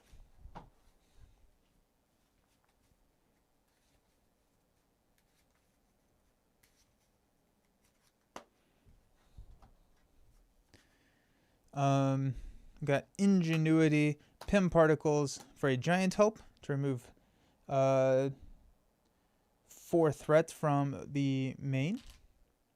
And then I get to heal 2 damage. I'm going to basic attack to get rid of my stun. We got the Milano. We'll clear the last little bit. Angela will deal 2 damage here. I need my hand cannon. 1 Bora equals Scary Mania of 2 Boras. Pretty nice. Stand up. We've got a Savage Strike. Spoiling for a fight. Strength. Spoiling for a fight. Don't tempt me with a good time. And a Spider Girl. We got 2 threat on the main. We'll charge up.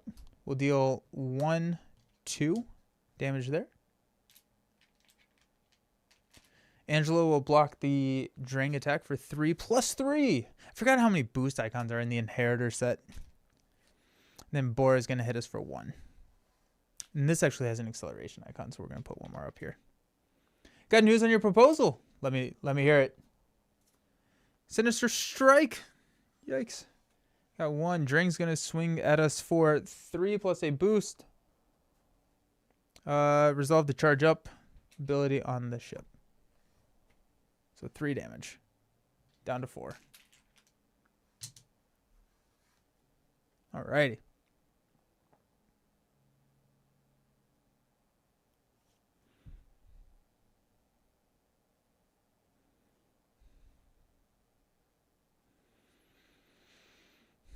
Man,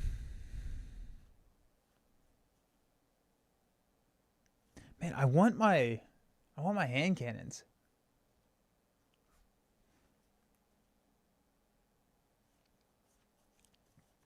I think what we're going to do is strength and spoiling for a fight will interrupt the attack with Wasp. So we're going to attack for 8. It'll be 5 here on Drang and 3 here on Bora. Got Ingenuity and Spoiling to play Spider Girl. Milano will clear 3 here. Spider Girl will deal 2 damage here.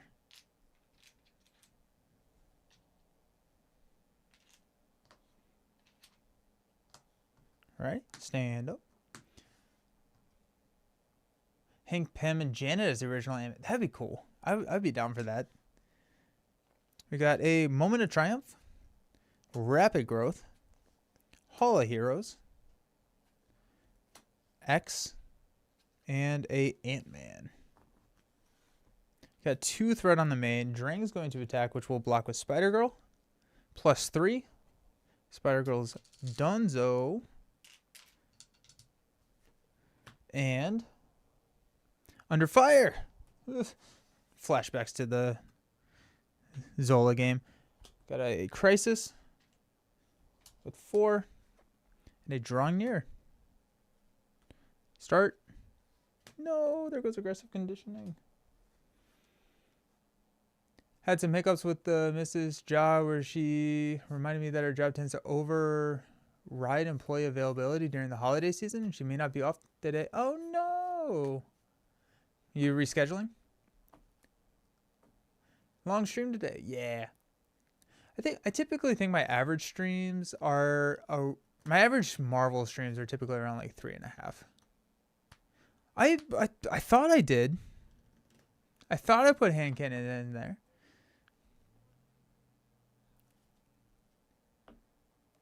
So we were in the process of coordinating a weekend off together, and she got the weekend of November 14th. We plan on going out to dinner. Nice. That's exciting. Less than 2 weeks? Oh, it's coming up? That's awesome, dude. Congrats.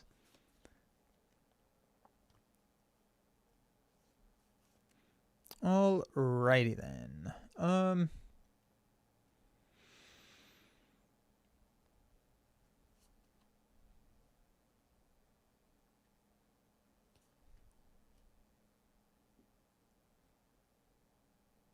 Got Ingenuity, Rapid Growth, and Moment of Triumph. We'll play X, which will confuse Drang. I am running heavy on the deck. I could probably drop it a little bit. We got Milano and Ant-Man to play Hall of Heroes. X will thwart for 3. Wasp will clear. We'll stand up.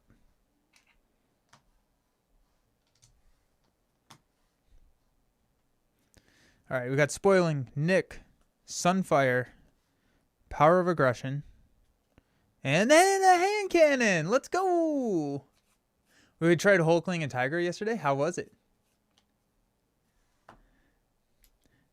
2, block with X. 3, 4, 5. And counter card is Bricks. Each inherited minion gains patrol.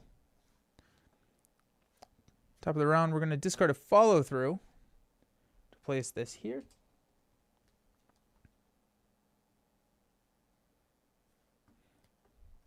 Patrol is you cannot thwart the main, right? I think so.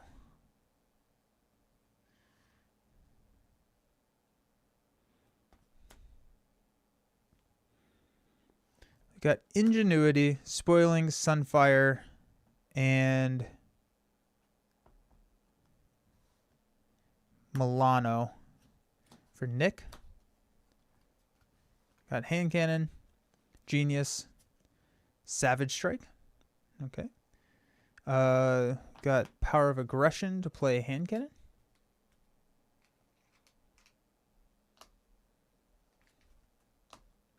We've got a Genius to play a Hand Cannon.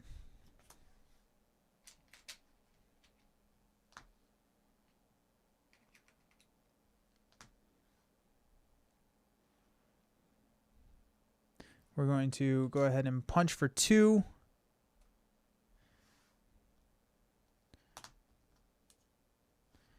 Plus 4, so 6 total with overkill. So 2 overkill damage here. Takes that down to 1. Nick will thwart here for 2. We're going to flip down to Alter Ego. I'm going to hold that. I'm going to shuffle a Genius and a Professor X into the deck.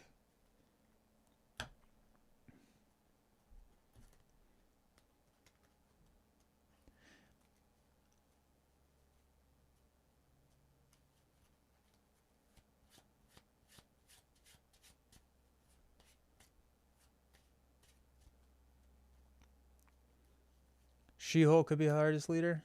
I don't even remember what she does. I think Spider-Woman is brutal.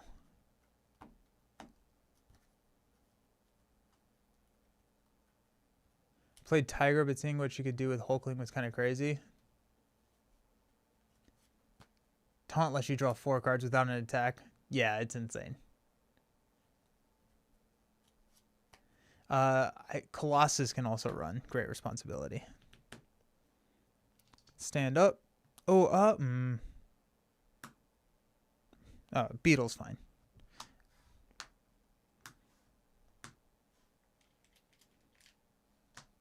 We're going to hold Savage Strike. Yeah.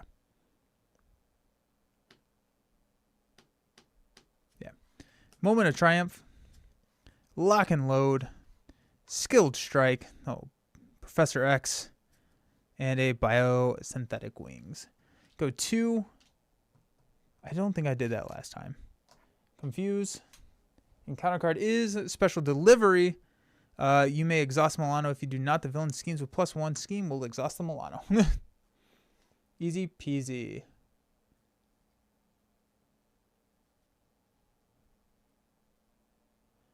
I think that the next hero will be revealed on Thursday is my guess.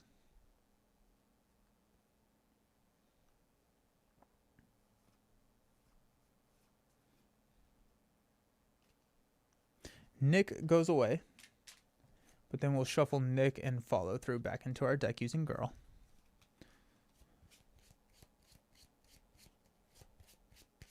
Oh, top of the round, combat training to bring out Beetle.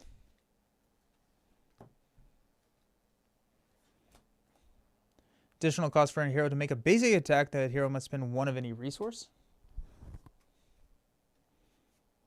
Guard, when Beetle is defeated, choose either spend a punch resource or shuffle into the encounter deck. Drawing nearer. Okay.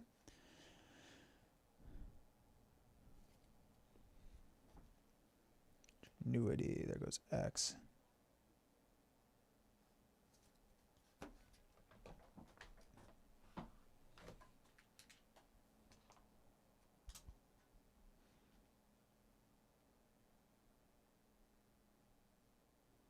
Okay, cool. Let's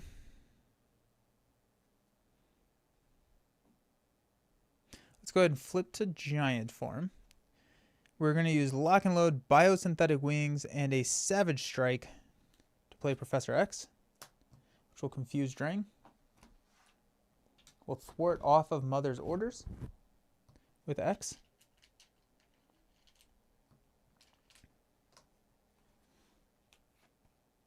I'm going to hold Savage Strike and use Ingenuity instead.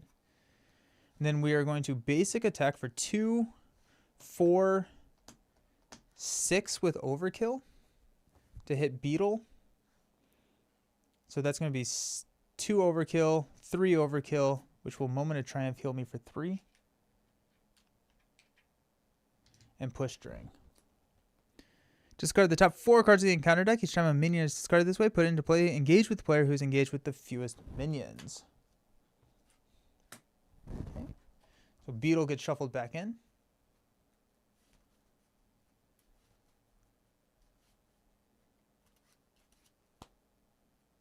If we had a Adam Warlock deck with all 3 conditioning cards and endurance to give out, you could give a Hulk player with over 30 health. That's sick. Beetle is easy, yeah. I do play two-handed. I just do it recorded. There's just so much going on in live stream and in two-handed that I just don't do it at the same time. Oh, we got Beetle back.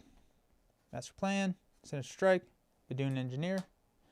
So after Engineer engages or activates, Resolve Charge Up. Got Charge Up. We'll put 1 damage here, 1 damage here. And Drang has 18 health.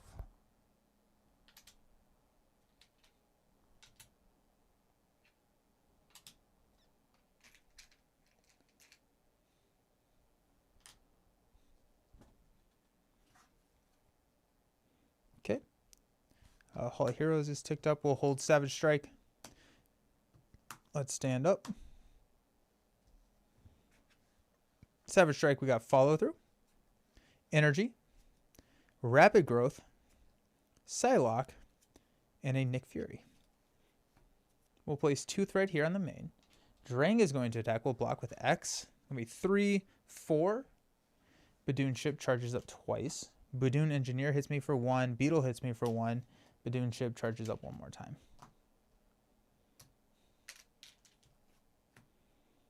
Encounter card is Deimos. Each inheritor minion gains Stalwart. Alrighty. Now we cook.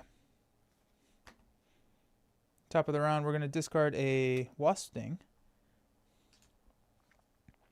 Which, Genius is still... Is Strength still in the deck? Oh, no, Strength is there. Just kidding. But I think a Follow Through is in there. I'm trying to figure out if I want to play X. Or not X, Nick.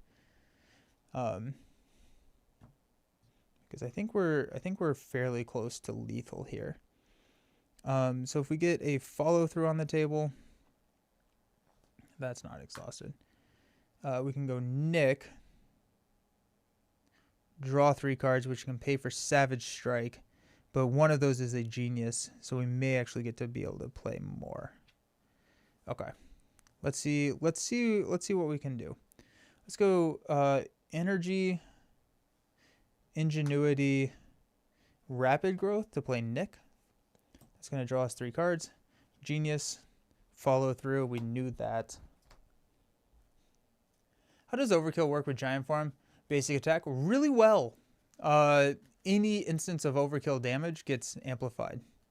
So like the follow through here, what we're going to do is we're going to try and swing in and do 5, 4, and 7 damage, and then the Overkill will happen on each instance of damage. Doing 15 Overkill damage? That's sick.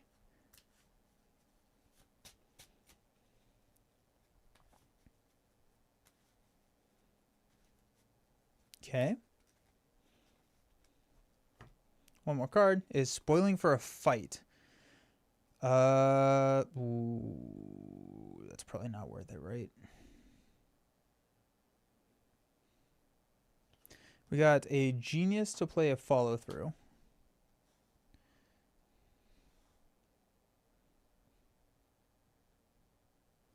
We got Savage Strike here. Okay, let's see how we can do this. Nick.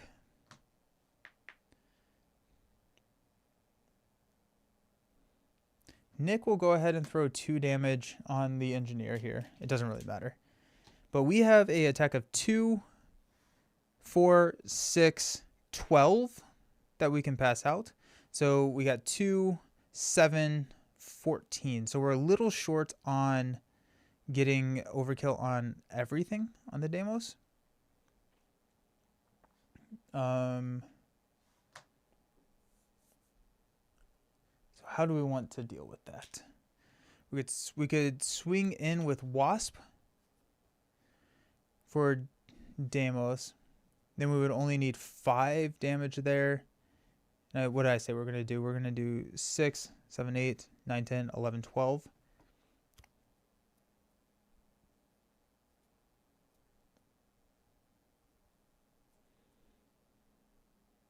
12.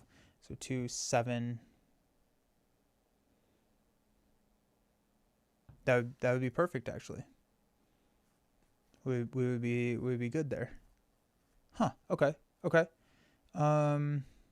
We bring out another minion, which isn't great, but what does it look like if I only defeat 2? I guess I could apply all the overkill. I could apply all the overkill damage if I wanted to. So I could go 2 damage here. That's probably actually the better call, right? If I go 2 damage here, I spoil for a fight. I pull it back out. I'm applying all the damage to these 2, which would be 12 minus 2 minus 1, which would be 9, 10, 11. It'd be 11 damage to Drang.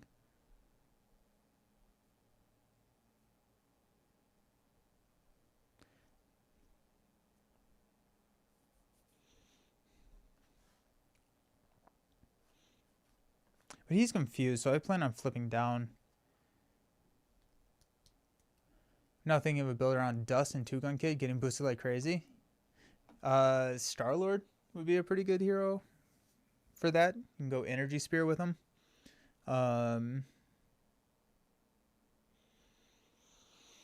Cyclops and run him in leader. No, yeah, Cyclops and run him in leadership. But you can't run 2-Gun Kid at that point because he's an Avenger. In my MCDC build of this deck, I ran both of them, which was kind of fun.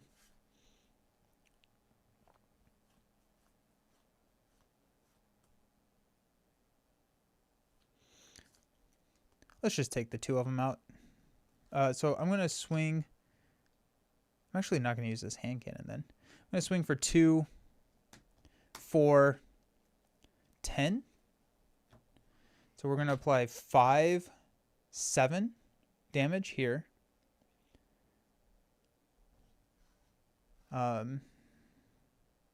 So that's 6 overkill. I still have 3 damage to pass out. These two both die. Beetle goes away. I still have 3 damage to pass out. I'll put it on Deimos. We'll just set it up next turn for kind of the same thing. Spider Woman Leadership Aggression. Yeah, that'd be fun.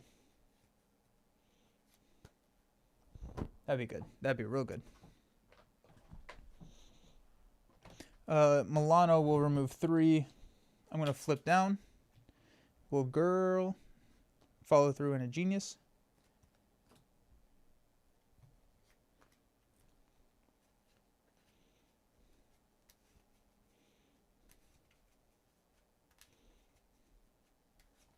I love Girl. The ability is so fun to play with. And we'll stand up.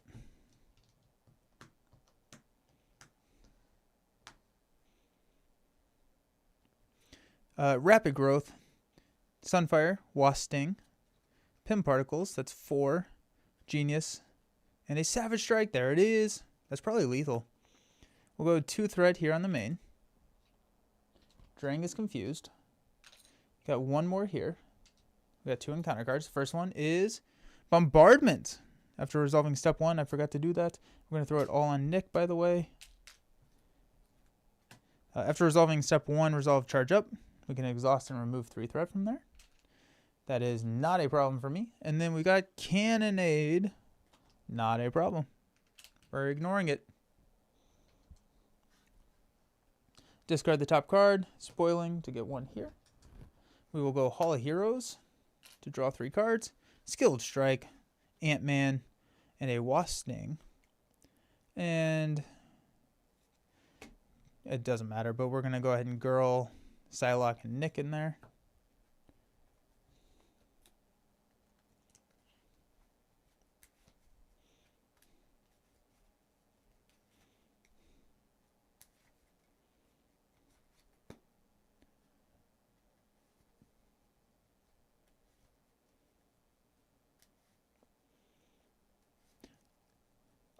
Surprise Savage Strike is so good. Why ever use Uppercut? Uppercut is a card that is a product of its time.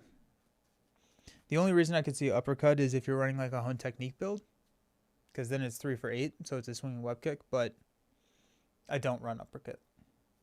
I don't think I've really run Savage Strike outside of specific builds either. Let's go ahead and flip to Wasp. Let's see what we got. Let's go ahead and basic attack for 2, 4, 6, 7, 8.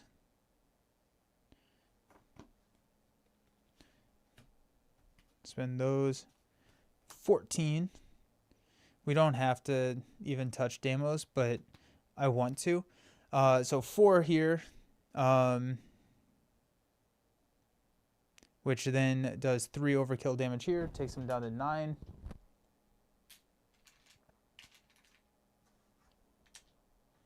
We did 14 and then 10 damage to Drang. Wasp is a lot of fun.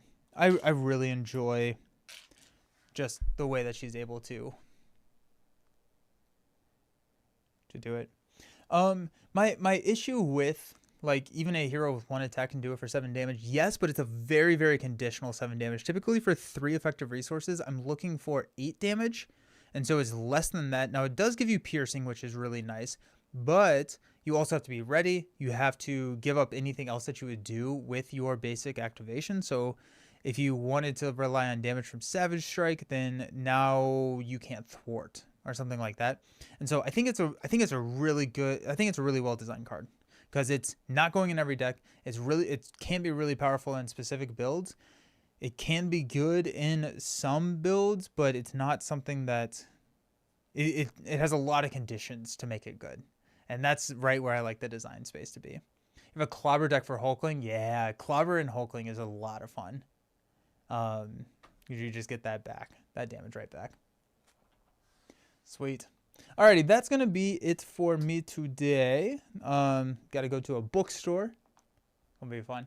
Appreciate y'all hanging out. I'm gonna be back later this week at some point. Probably Friday would be my guess. Tomorrow I'm actually filming, not live streaming, but I'm filming a PvP game with Brant, and so I will film and post that. Wednesday we're recording Shadow of the Cast. Thursday, if they drop an article, I will be live for that article drop, and then Friday I think I'll be back, probably picking Lord of the Rings back up is my guess. But yeah, good stuff. Throughout the week, I hope to be working on the print and play. If I hear back from my friends, I'll do that. If not, I've started my write-ups and everything for Hulkling Hero Review. So that's kind of what's on the docket. Good stuff. Hopefully, y'all have a fantastic week. And yeah, we'll see you very soon on Friday, end of the week. Awesome. Thanks for hanging out. We'll see you around. Peace.